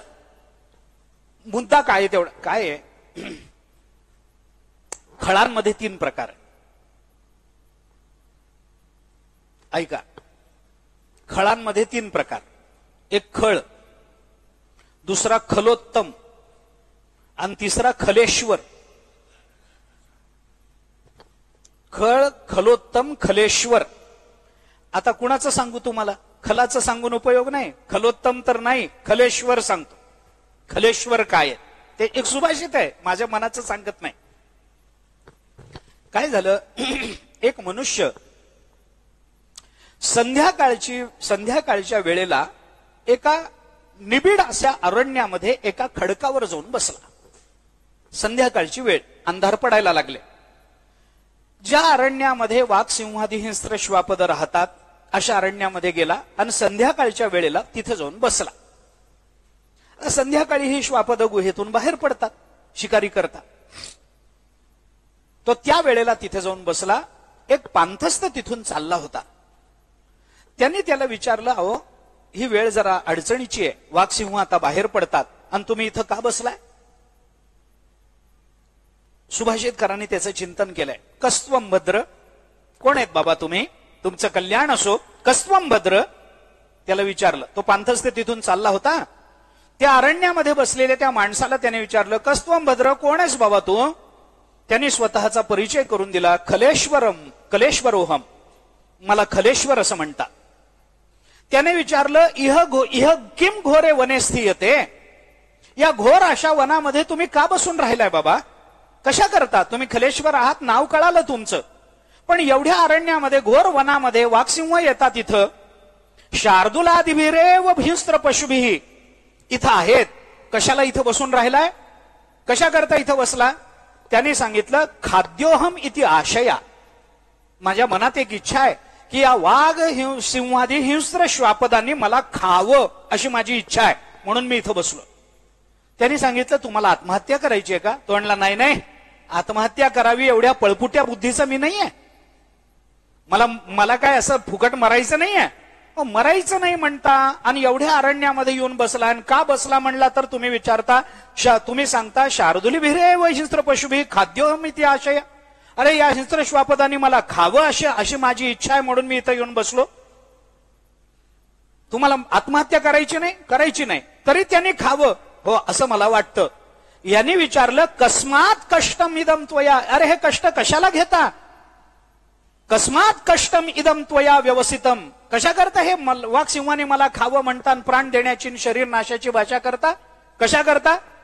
त्यांनी सांगितलं, एकच कारण आहे की वाघ सिंह जर मला खातील तर त्या वाघ सिंहांना नर रक्ताची चटक लागेल, आणि एकदा त्यांना माणसाच्या रक्ताची चटक लागली की मग गावागावामध्ये जाऊन त्या गावाला त्रास देतील. याच्याकरता मी, याला खलेश्वर असं म्हणतात. माझा प्राण गेला तरी चालेल, पण तुम्हाला त्रास झाला पाहिजे. तुमचं काही का होईना माझा स्वार्थ साधला पाहिजे, हा खल आहे. माझाच स्वार्थ झाला पाहिजे किंवा तुमचा नाही झाला पाहिजे, माझा नाही झाला पाहिजे, तर तुमचाही नाही झाला पाहिजे. तुम्हाला न मिळता मला मिळालं पाहिजे हा खल आहे. मला मिळालं नाही तरी चालेल, तुम्हाला नाही मिळालं पाहिजे हा खलोत्तम आहे. आणि मी मेलो तरी चालेल हा खलेश्वर आहे. हे लक्षात घ्या. तो म्हणाला, माझ्या रक्ताची चटक लागलेले वाघसिंह जेव्हा गावागावामध्ये जाऊन लोकांना मारायला लागतील ना, तेव्हा माझ्या आत्म्याला शांती मिळेल. अशा बुद्धीची माणसं जेव्हा समाजामध्ये अल्प किंवा जास्त अशा रूपानं कार्यरत राहतात, तेव्हा या समाजाच्या हिताची भाषा, या समाजाच्या सुखाकरता केले गेलेले प्रयत्न आणि या समाजाकरता अंतःकरणामध्ये निर्माण झालेली तळमळ, या सगळ्यांना वंध्यत्व येतं. काही उपयोग होत नाही. काय उपयोग आहे? अहो, अंधार ठेवून प्रकाशाची कसली अपेक्षा करता? अंधार ठेवून प्रकाशाची कसली अपेक्षा करता? दुःख ठेवून सुखाची कसली अपेक्षा करता? आणि खल ठेवून समाजामध्ये किंबहुना सर्व सुखीची काय अपेक्षा करता? प्रकाश असा पडावा की अंधार राहूच नाहीये. भूक अशी भागावी की पुन्हा जेवायची पाळीच येऊ नये. माणसाला सुख असं मिळावं की पुन्हा दुःखाचं तोंड बघावं लागू नये. जगामध्ये अशा खलेश्वरांचा जर सुळसुळाट झालेला असेल, असा एक खळ जरी निर्माण झालेला असेल, तरी सुद्धा आपल्याला जर जगताच्या हिताच्या चिंतनाकडे प्रवृत्त होता येत नाही, कारण तो सगळ्या विचारात प्रतिबंधक ठरतो. तर अशा खलांनी मरावं याच्यापेक्षा त्याच्या बुद्धीमध्ये परिवर्तन व्हावं ही अपेक्षा ज्ञानोबराय करतात. ऐका, ज्ञानोबरायांनी चिंतन करताना काय चिंतन केलंय? मासी आपण याते गिळवी, ते पुढीला वांती शिणवी, तैसे कश्मळ आठवी आचरण जे. ज्ञानोबरायांनी 18वा अध्याय. ज्ञानोबरायांनी चिंतन करताना माशी पोटात जाते, पण आपण मरते ते सुखानं मरत नाही, याला उलटी करायला भाग पडते. पोटात गेलेली माशी पोटात राहत नाही, माणसाला वामन करावं लागतं, होतच आपोआप त्याला. माशी आपण याते गिळवी, पुढीला वांती शिणवी, पुढच्याला त्रास देतेच. असं ज्याचं आचरण आहे तो खळ आहे. आता प्रश्न असा आहे, थोडा विचार या संबंधात. ज्ञानोबरायांची भावना काय? खळांची व्यंकटी सांडो. व्यंकटी सांडो का? वाकडेपणा का? कारण थोडासा त्याचा विचार करा. काय असतं, थोडंसं चिंतन करा. बुद्धीची कुटिलता एखाद्या माणसाच्या जीवनाला अधःपतनाला नेत असेल तर कदाचित कुणी तक्रार करण्याचं कारण नाही. त्याच्या मरणाने तो मरे नाका. पण बुद्धीची कुटिलता एकदा निर्माण झाली की त्या कुटिलतेचा अहंकार हा माणसाला स्व अधःपतनाकडे प्रवृत्त करतोच करतो, पण त्याला इतरांचं अधःपतन याच्यात स्वजीवनाचा उद्धार वाटायला लागतो. हा कुटिलतेचा सगळ्यात मोठा दोष समाजात निर्माण होत असतो. हे मानसशास्त्र आहे. मी पुन्हा एकदा आपल्याला सांगतो, एखाद्या माणसाची बुद्धी फिरलेली असेल आणि तो आपल्या मरणाने मरत असेल, त्यातला मरू द्या ना, त्याच्याबद्दल म्हणणंच नाही. पण जेव्हा त्याची बुद्धी फिरलेली असते आणि फिरलेल्या बुद्धीचा अहंकार ज्या वेळेला त्याच्या अंतःकरणामध्ये निर्माण होतो, त्यावेळेला इतरांचं अधःपतन करणं याच्यातच स्वजीवनाची तो जर धन्यता मानत असेल, तर अशा माणसाच्या नाशापेक्षा अशा माणसाच्या बुद्धी परिवर्तनावर जोर दिला पाहिजे. ही ज्ञानोबरायांची मुख्य तळमळ आहे. व्यक्तिनाशापेक्षा बुद्धिवृत्ती परिवर्तनाचा विचार ज्ञानोबराय बोलून दाखवतात. व्यक्तिनाश करण्याने काही मिळत नाही, वृत्ती परिवर्तन होतं का हे बघा. व्यंकटी सांडो म्हणून काही जणांनी व्यंकटीचा अर्थ करताना बुद्धी असा अर्थ केला. एका अर्थाने करता येईल, कसं का होईना, काही का असेना, मला ते लांबवायचंय नाही, सांगायचंय नाही. व्यंकटी म्हणजे वाकडेपणा. मग व्यंकटेश म्हणजे काय? व्यंकटी म्हणजे वाकडेपणा, व्यंकटेश म्हणजे वाकडेपणाचा ईश. बुद्धीचा दाता, बुद्धीचा जनिता लक्ष्मीचा पती तुकोबर आहे ना. जाऊ द्या, मला ते तसे अर्थ कसे काय करायचे कोणत्या आधाराने करायचे सोडून द्या. पण ज्ञानोबाराय व्यंकटी सांडो म्हणतात. ती जी वृत्ती परिवर्तन ज्ञानोबारायांनी मागितलंय ना, महाभारतात एक वचन आहे, बुद्धौ कलुषभूतायाम विनाशे प्रत्युपस्थिते अनयो नय संकाशो हृदयान्नाप सरपती. महाभारतात आलं.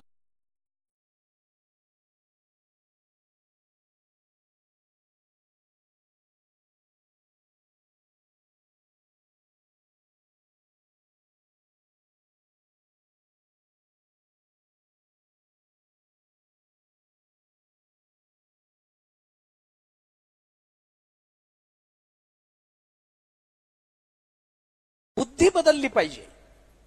उदाहरणाने सांगतो आपल्याला, योग वासिष्ठात याला अगदी समांतर पण व्यत्यास वाटेल असं प्रमाण आहे. समया स्वच्छया बुद्ध्या सततम निर्विकारया यदा यद क्रियते राम तददोषाय सर्वदा. योग वासिष्ठात आहे. सम, स्वच्छ आणि सतत निर्विकारी असणारी बुद्धी जर आपल्याला प्राप्त झाली, निर्माण होत नाही. यदा यत क्रियते राम तत् अदोषाय सर्वदा, तददोषाय सर्वदा, तत् अदोषाय सर्वदा. त्याच्यात दोष निर्माण होत नाही. किती सांगू, विचार करा. दुसरा, आपण गीता काढा की सगळ्यांना पाठ असणारं प्रमाण देतो. क्रम काय बघा, माझ्या बरोबर तुम्हालाही पाठ आहे. ध्यायतो विषयान पुंसः संगस्तेषु उपजायते. झालं, विषयाचं ध्यान केलं, विषयाचा संग, संगात संजायते कामः, कामात क्रोधोभिजायते. झालं, क्रोधात भवति सम्मोहा, सम्मोहात स्मृती विभ्रमः. इथून महत्वाचं आहे, स्मृतीभ्रंशात बुद्धिनाशो. प्रणश्यतीच्या आधी बुद्धिनाश असतो. बुद्धिनाश झाला की प्रणश्यती हे ठरलेलं आहे. मला क्रम सांगताना हे दोन मुद्दे मुद्दाम महत्वाने सांगायचे. बुद्धिनाशात प्रणश्यती, बुद्धीचा नाश होणं हाच मानवी जीवनाचा नाश आहे. कारण बुद्धी हे मानवी जीवनाचं व्यावर्तक आहे, हे लक्षात घ्या. माणसाचं वेगळेपण कशात आहे, ते त्याच्या बुद्धीत आहे. बुद्धिनाशात प्रणश्यती. बुद्धी मिळाली, ते महाभारतात न देवा दंडमादाय रक्षन्ति पशुपालवत यंतो रक्षितुम इच्छन्ति बुद्ध्या संविभजन्ति. ते सांग, ते न देवा दंडमुद्यम्य शिरः कृंतति कस्यचित कालस्य बलमेतावद विपरीतार्थ दर्शनम. हे काय काय सांगू. यस्मै देवा प्रयच्छन्ति पुरुषाय पराभवम बुद्धिम तस्यापकर्षन्ति सो अवाचनानि पश्यति. महाभारत बुद्धीच्या संबंधाने चिंतन आहे. देवाला ज्याचं रक्षण करायचंय, परमात्मा हातामध्ये शस्त्र घेऊन प्रत्येकाचं रक्षण करत नाही. ज्याचं रक्षण करण्याची भगवंताला इच्छा असते, भगवान त्याला संकटातून बाहेर पडण्याची बुद्धी देतात, हेच त्याचं रक्षण असतं. न देवा दंडमादाय रक्षन्ति पशुपालवत यंतु रक्षितुम इच्छन्ति बुद्ध्या संविभजन्ति दम. बाहेर पडण्याची बुद्धी देतो. लोक म्हणतात ना, ऐन वेळीला मला सुचलं म्हणून अनर्थ टळला. तुला सुचलं नाही, तुझं वाईट होऊ नये अशी देवाची इच्छा होती म्हणून तुला तशी बुद्धी झाली. मुद्दा हा आहे. न देवा दंडमुद्यम्य शिरः कृंतति कस्यचित. देवाला ज्याला मारायचंय तलवारीनं देव त्याचं मुंडकं उडवत नाही. मग काय करतो परमात्मा, काय करतो? न देवा दंडमुद्यम्य शिरः कृंतति कस कालस्य बलमेतावद विपरीतार्थ दर्शन. त्याच्या बुद्धीमध्ये दोष निर्माण करून त्याला सगळं विपरीत दाखवायला लागतो. मग तो आपल्या मरणाने मरतो. देव फार कलाकार आहे हो, फार मोठा कलाकार आहे तो. तो प्रत्येक वेळेला आपल्याला मारत नाही. देवाचा बाण लागून मरावं, याला रावण व्हावं लागतं, आपण होऊन चालत नाही. देवाने हाताने मारावं याच्याकरता त्याला हिरण्यकश्यपू व्हावं लागतं, त्याला आपण चालत नाही. आपण फार वरवरचे. आपल्याला देव हातानं मारतच नाही, देव फक्त आपल्या बुद्धीत बदल घडवतो, आपण आपल्या मरणानं मरत राहतो. मोठा कलाकार आहे तो. देव आपल्याला हातात तलवार घेऊन राखत नाही, शस्त्र धारण करून. जसं गोस्वामीजींच्या झोपडीच्या बाहेर भगवान उभे राहिले, जसं त्यांनी प्रल्हादाला राखलं, तसं परमात्मा काय आपल्याला राखेल काय? राखत नाही. मग परमात्मा काय म्हणतो, हे संकट आहे ना, या संकटातून बाहेर पडण्याची ही बुद्धी आहे, घे, तुझ्या बुद्धीनं बाहेर पड. बस झालं. बुद्धिम तस्यापकर्षंती स्व अवाचनानी पश्यती यस्मै देवा कशा प्रयच्छन्ती पुरुषाय पराभव. ज्याचा पराभव करायचा देवाची इच्छा आहे, परमात्मा काही करत नाही. बुद्धिम तस्य अपकर्ष, त्याच्या बुद्धीचा अपकर्ष करतो, सो अवाचनानी पश्यती. बस, तो मरतो. अशी कितीतरी. बुद्धीचं महात्म्य तुकोबारायांचं वचन, पांडुरंगे सत्य केला अनुग्रह, निरसोनी संदेह बुद्धिभेद. बुद्धिभेद संदेह निरसोनी, बुद्धिभेद निरसोनी, पांडुरंगे सत्य अनुग्रह केला. तुकोबारायांचं वचन आहे. बघा, आता हे असं सांगत गेलो तर लांब आहे सगळं. 5वा अध्याय. माणसाला ज्ञान कशाने होतं? बुद्धी निश्चये आत्मज्ञान, ब्रह्मरूप भावी आपण ब्रह्मनिष्ठा राखे पूर्ण तत्परायण हरनिशी. है ना? आम्हाला बुद्धी असेल तर ज्ञान, नाहीतर ज्ञान नाही. एष सर्वेषु भूतेषु गूढोत्मान प्रकाशते दृश्यते त्वग्रया बुद्ध्या सूक्ष्मया सूक्ष्मदर्शिभी. उपनिषदात है ना? असं आता लांब लचक किती सांगतो. विदुर नीतीत आहे. विदुर नीतीमध्ये मी आता हे बुद्धीच सांगतो, जाऊ द्या. विदुर नीतीमध्ये विदुर नीतीची रचना फार चांगली आहे. बघा, आता ते सांगत बसायला वेळ नाही. विदुर नीतीमध्ये विदुराने धृतराष्ट्राला उपदेश करताना काही गोष्टी सांगितल्या. त्याच्यामध्ये एके ठिकाणी त्यांनी असं सांगितलंय, एकया द्वे विनिश्चित्य, एकया द्वे विनिश्चित्य त्रिंश चतुर्भिर वशे कुरु, पंच जित्वा विदित्वा षट सप्त हित्वा सुखी भव. काय करायचंय? एकया द्वे विनिश्चित्य, एकाने दोनाचा निश्चय कर. त्रिंश चतुर्भिर वशे कुरु, तीनानी चाराला वश कर. पंच जित्वा, 5 जिंकून घे. विदित्वा षट, 6चं ज्ञान करून घे. सप्त हित्वा, 7 टाकून दे आणि सुखी हो. कळलं का? चला पुढं ऐका ऐका. एकाने दोनाचा निश्चय कर, तीनाने चाराला वश कर, 5 जिंकून घे, 6ला जाणून घे, 7 टाक, सुखी हो. मला 7 पर्यंत जायचंच नाही. एकाने दोनाचा निश्चय कर म्हणजे एका बुद्धीनं आत्म अनात्म याचा निश्चय कर, सुखी भव. बस, जास्त काहीच करू नको. एक बुद्धी आली, विवेक आला. बुद्धी आली, सगळं आलं.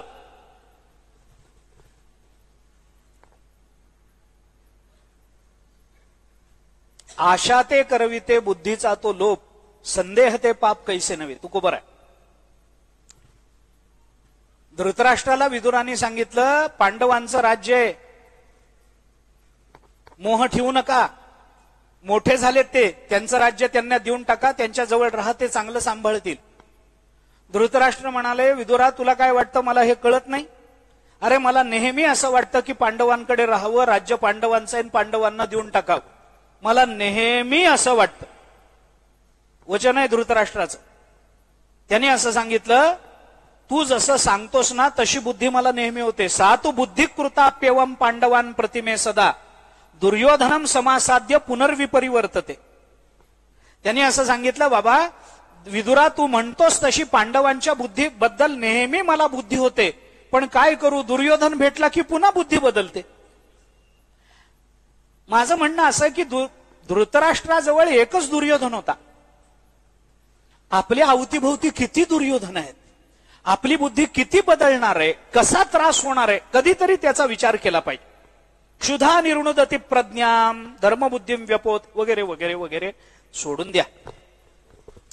ज्ञानोबा या सगळ्याचं चिंतन करताना आपल्याला जे सांगतात त्याच्यामध्ये खळ नष्ट व्हावेत ही ज्ञानोबारायांची भावना नाही, खलत्व बुद्धी निवृत्त व्हावी ही ज्ञानोबारायांची भावना आहे.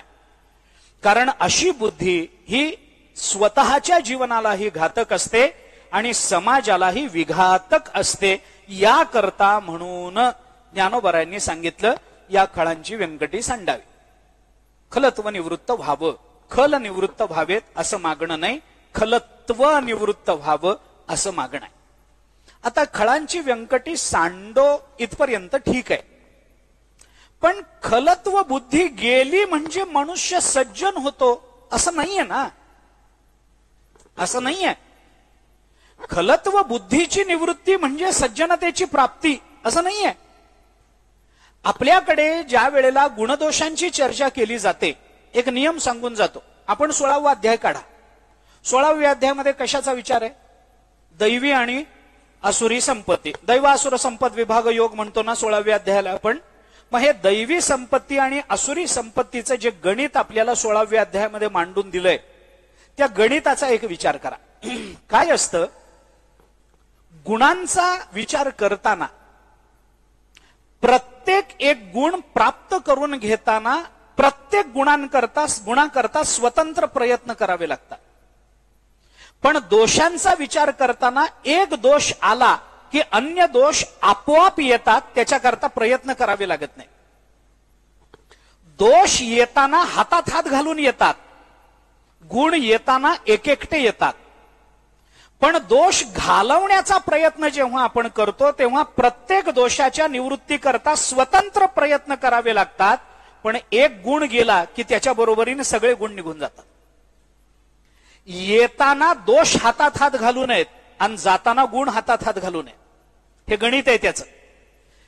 आम्हाला अभयत्वाची प्राप्ती झाली म्हणजे सत्वसंशुद्धी प्राप्त होईलच असं नाही. अभयाबरोबर सत्वसंशुद्धी येते असं म्हटलं नाही. अभयाची प्राप्ती झाल्यानंतर सत्वसंशुद्धीची प्राप्ती करता स्वतंत्र प्रयत्न आहेत. स्वतंत्र प्रयत्न करा. ते झाल्यानंतर ज्ञानाकरता स्वतंत्र प्रयत्न करा. ते झाल्यानंतर दानाकरता स्वतंत्र प्रयत्न करा. प्रत्येक गुण मिळवण्याकरता माणसाला स्वतंत्र प्रयत्न करावे लागतात. पण एक गुण निघाला की त्याच्या हातात हात घालून बाकीचे गुण जायला तयारच असतात. एक अभय गेला की बाकीचे सगळं गेलंच. पण दुर्गुण मात्र तसे नसतात. एक दुर्गुण आला की बाकीचे सगळे आले. आपण आता बोलून आलो ना, ध्यायतो विषयान पुंसा संगस्तेषु उपजायते संगात संजायते कामः कामात क्रोधो विजायते. काम आल्यानंतर क्रोधाला बोलवावं लागतच नाही, तो आपोआप येतो. क्रोध आला की संमोह आपोआप येतो, त्याला बोलवावं लागत नाही. पण क्रोध काम गेला म्हणजे क्रोध जाईलच असं नाही. दुर्वासांकडे काम नाही पण क्रोध आहेच की नाही? आहेच आहे ना, आहेच आहे. आता याची उदाहरणं देत नाही, पण हे असं दोष आणि गुणाचं एक समीकरण आहे, एक आहे. म्हणून आमच्या ठिकाणचे खलत्व बुद्धी गेली याचा अर्थ आमच्या ठिकाणी सज्जनता आली असं होत नाही ना. तुम्हाला सज्जनतेकरता स्वतंत्र प्रयत्न करावे लागतात. आता फक्त अंतःकरणातला दोष गेलाय, अजून तुम्हाला गालीचा टाकायचा आहे. आता फक्त तुम्ही केर काढलाय, आता फक्त आपण कचरा काढलाय बैठकीतला, अजून गालीचा टाकायचा आहे. मग त्याच्याकरता काय करा? ज्ञानोबा राय त्याच्याकरता आपल्याला उपाय सांगतात. मग त्याच्याकरता एक काम करा, तया सत्कर्मी रती वाढो. तया म्हणजे कुणाला? त्याच्या ठिकाणी सत्कर्माची आवड निर्माण व्हावी. कुणाच्या ठिकाणी? ज्याची खलत्व बुद्धी निवृत्त झालेली आहे त्याच्या ठिकाणी. नाहीतर मी खलत्व बुद्धी टाकतो आणि तुम्ही सत्कर्मात आवड निर्माण करून घ्या, समाजात परिवर्तन होत नाही. हे वृत्ती परिवर्तनाचा विषय नाही. वृत्तीचं एकत्व आणि वृत्तीचं वैविध्य हे लक्षात आलं पाहिजे. कोणत्या अर्थाने ते विचारात घ्यायचं हेही कळलं पाहिजे. व्यष्टी समष्टीचा विचार करून काही करता येतो, त्याचा विचाराचा एक व्यवस्था आहे. ते व्यष्टी समष्टीचा विचार त्याच्याकरता करता येतो. मुद्दा असा आहे की खलत्व गेलं म्हणजे सगळं चांगलं झालं नाही. अंतःकरणातला दोष गेला याचा अर्थ अंतःकरण शुद्ध झालं असं नाहीये. अंतःकरणाच्या शुद्धतेकरता अंतःकरणाच्या ठिकाणी गुणांचं आदान करावं लागतं. दोष निवृत्ती हे गुणांच्या आधानाकरता निर्माण झालेलं एक साधन आहे. दोष निवृत्ती म्हणजे गुणाधान नाहीये. त्याच्याकरता स्वतंत्र गुणांचा विचार करा. दगडाच्या ठिकाणी दोष कोणताच नाही, मग दगड संत आहे का? दगडाच्या ठिकाणी दगड कुणाच्या डोक्यात पडत नाही, दगडाच्या मनात कुणाच्या बद्दल पाप वासना नाही, दगडाच्या अंतःकरणात कुणाबद्दल द्वेष भावना नाही. मग त्या दगडाला संत म्हणायचं काय? म्हणता येत नाही ना, म्हणता येत नाही. मग त्याला काय करावं लागतं? दगडाच्या ठिकाणी दोषराहित्य असलं तरी त्याला तुकाराम महाराजांचा आकार द्यावा लागतो, तेव्हा तो पाया पडायच्या योग्यतेचा होतो. त्याला ज्ञानोबारायांचा आकार द्यावा लागतो, तेव्हा त्याला पाया पडण्याची योग्यता प्राप्त होते. त्यामुळे दोषापनयन गुणाधान स्वतंत्र कर्माचा विचार आहे. कर्मानं प्राप्त होणाऱ्या विषयांच्या बाबतीमध्ये भामतीकारांनी चिंतन केलं या संबंधामध्ये. मला आता तिकडे जायचं नाहीये, पण कर्मानं प्राप्त होणाऱ्या वस्तू कोणत्या या संबंधामध्ये विचार करताना उत्पाद्य, विकार्य, संस्कार्य वगैरे हे सांगितलंच की नाही सगळं. यात संस्कार्यामध्ये हे दोन गोष्टी आहेत, उत्पाद्य, प्राप्य, विकार्य आणि संस्कार्य. या संस्कार्यामध्ये दोषापनयन गुणाधान दोन गोष्टी आहेत. असं आहे, आमचे गुरुजी उदाहरण द्यायचे. आपण कपडे धुतो ना, कपडे धुणं म्हणजे काय आहे? त्याच्यातला मळ काढून टाकणं आहे. मळ काढून टाकला दोषापनयन. पण मळ काढून टाकला आणि त्याचा तो वाळत घातला आणि वाळल्यावर आपण घातला असं आपण करत नाही. मग काय करतो? त्याला इस्त्री करतो. हे गुणाधान आहे. दोषापनयन मलनिवृत्ती झाली पाहिजे. खळांची व्यंकटी सांडो ही मलनिवृत्ती आहे. आता ज्या चित्ताने खलत्व टाकलेलं आहे त्या चित्ताला कुठेतरी सत्कार्याकडे प्रवृत्त केलं पाहिजे ना. मग याच्याकरता काय करा? तया सत्कर्मी रती वाढव. त्याच्या ठिकाणी मला आता हे वेगानं संपवलं पाहिजे, दिवस कमी आहेत, प्रस्तावनेत मी फार अडकलो. पण नकारात्मक मागणीतून सकारात्मक भूमिकेकडे ज्ञानोबाराय येतात. हे झालं, खलत्व बुद्धी गेली, दुष्टपणा गेला. कारण बुद्धीचं परिवर्तन झालं की सगळ्या गोष्टी सुकर व्हायला लागतात. मग एकदा बुद्धीला वाईटपणा गेला, विचार अविचार बुद्धीतले बाहेर पडायला लागले की काय केलं पाहिजे आपल्या जीवनाच्या कल्याणाकरता, याचे काही मार्ग आपल्याला दिसायला लागतात. किंवा जरी मार्ग दिसले नाहीत तरी असं मार्गदर्शन करणाऱ्यांकडे गेलं पाहिजे एवढं तरी कळायला लागतं. भले मार्ग न दिसू द्या, पण मार्गदर्शन करणाऱ्यांकडे गेलं पाहिजे एवढं तरी कळतं ना. हरकत नाही ना, हरकत नाही. फक्त बुद्धी बदला. ते एक कथा सांगतात. काय झालं म्हणे, एक साधू प्रवासाला निघाले, जहाजावर बसले, परदेशाला जायचं होतं. जहाज निघालं. त्या जहाजावरती काही तरुण मुलं होती. त्या तरुण मुलांनी या भगव्या वेशधारी साधूकडे बघितलं आणि त्या काय तरुणांचं भगव्या कपड्याचं वाकडे देव जाणे. पण त्यांनी त्याला नावं ठेवायला प्रारंभ केला. काही नसतं हो, हे भगवे कपडे घालतात, पोट भरायचे उद्योग आहेत, कष्ट करायला नको, धडधाकट आहे अंगानं, भगवे कपडे घालून काय मिळालं, भिका मागायच्या असतात, बोलायला. महात्मा ऐकत होता, पण खरा साधू होता. आता साधू मध्ये फरक झालेत, खरा आणि खोटा. तो खरा साधू होता. त्यांनी त्याच्याकडे दुर्लक्ष केलं, ऐकून ना ऐकल्यासारखं केलं.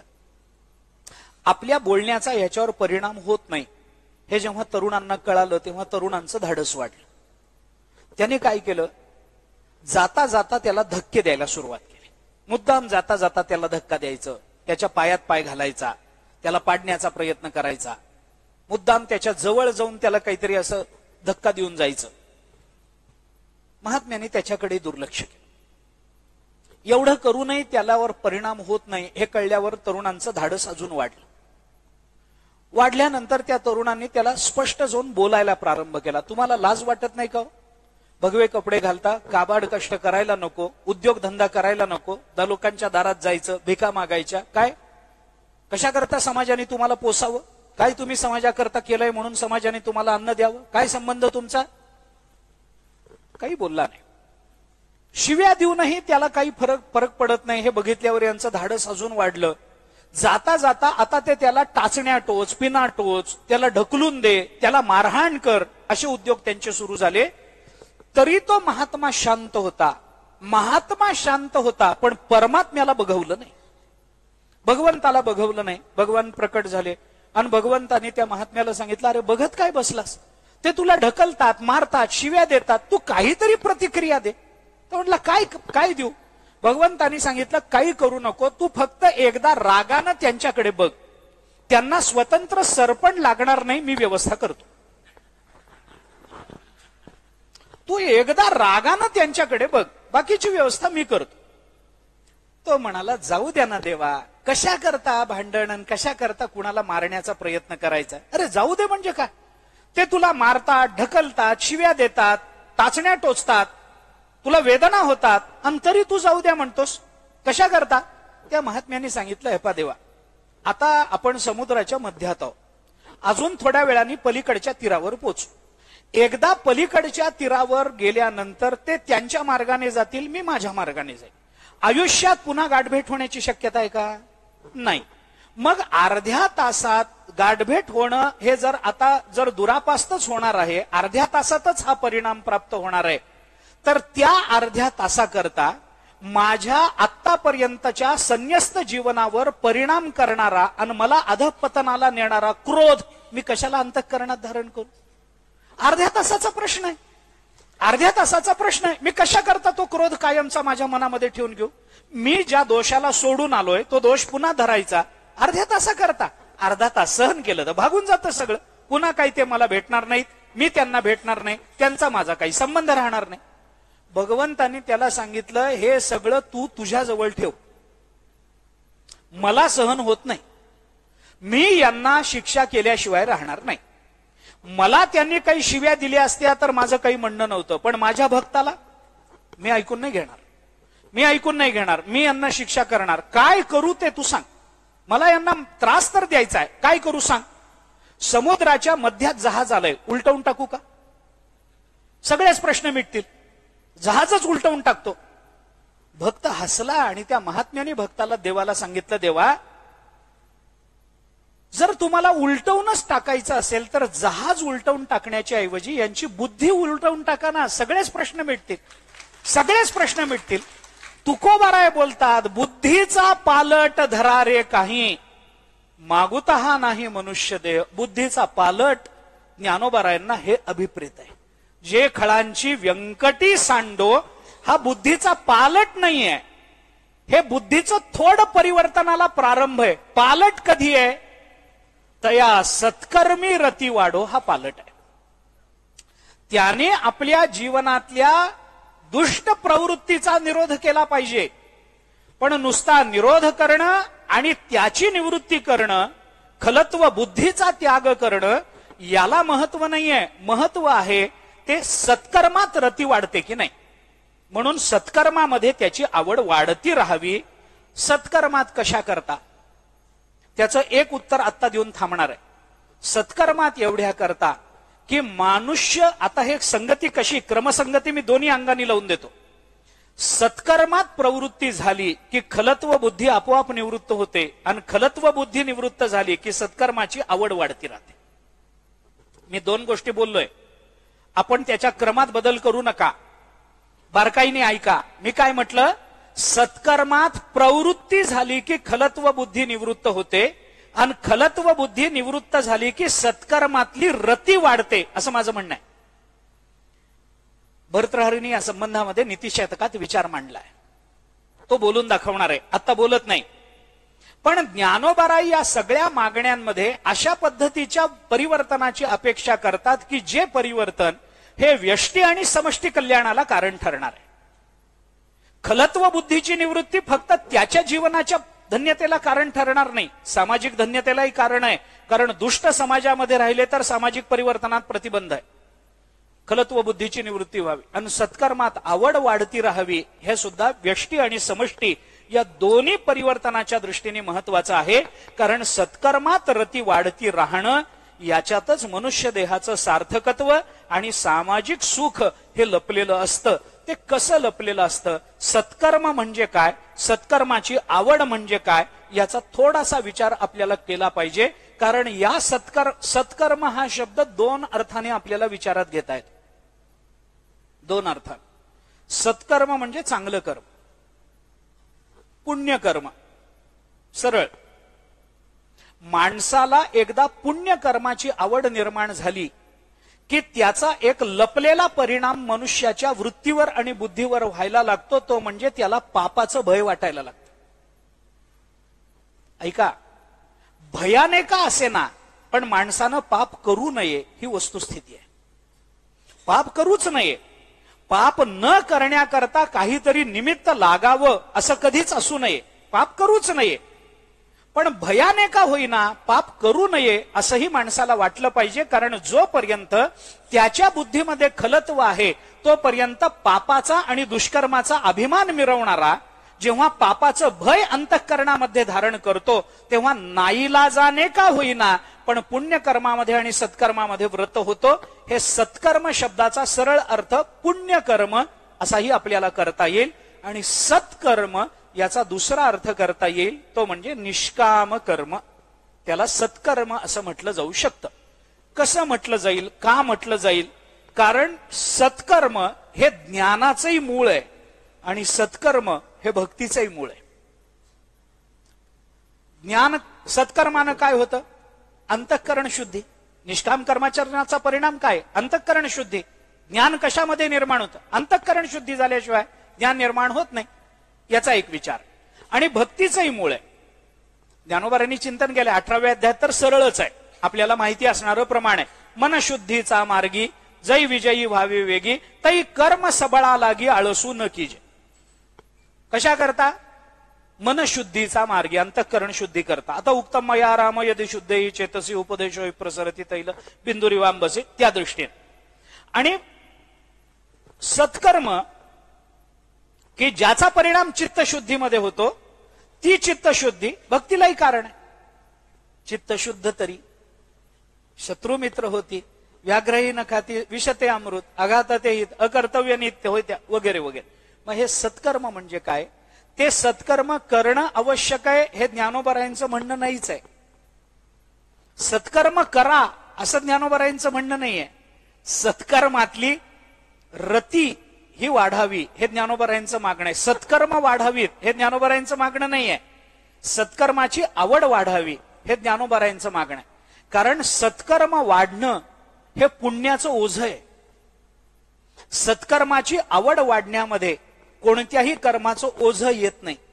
कोणत्याही कर्माचं ओझं येत नाही. ते कसं येत नाही त्याच्याकरता सत्कर्म म्हणजे काय आणि सत्कर्मी रती वाढो हे ज्ञानोबारायांचं म्हणणं. आणि या दोन ओव्यांचा विचार मला अजून करायचा आहे. त्या ओव्यांचा विचार उद्याला करू. आता संध्याकाळी 6:30 ते 8:30 आदरणीय हरिभक्तीपरायण महामंडलेश्वर हरिभक्तीपरायण रामकृष्णदासजी महाराज लहवीतकर यांचं कीर्तन संपन्न होणार आहे. सर्वांनी श्रवणाचा लाभ घ्यावा. पुंडलिक वरदे हरी विठ्ठल. श्री ज्ञानदेव तुकाराम.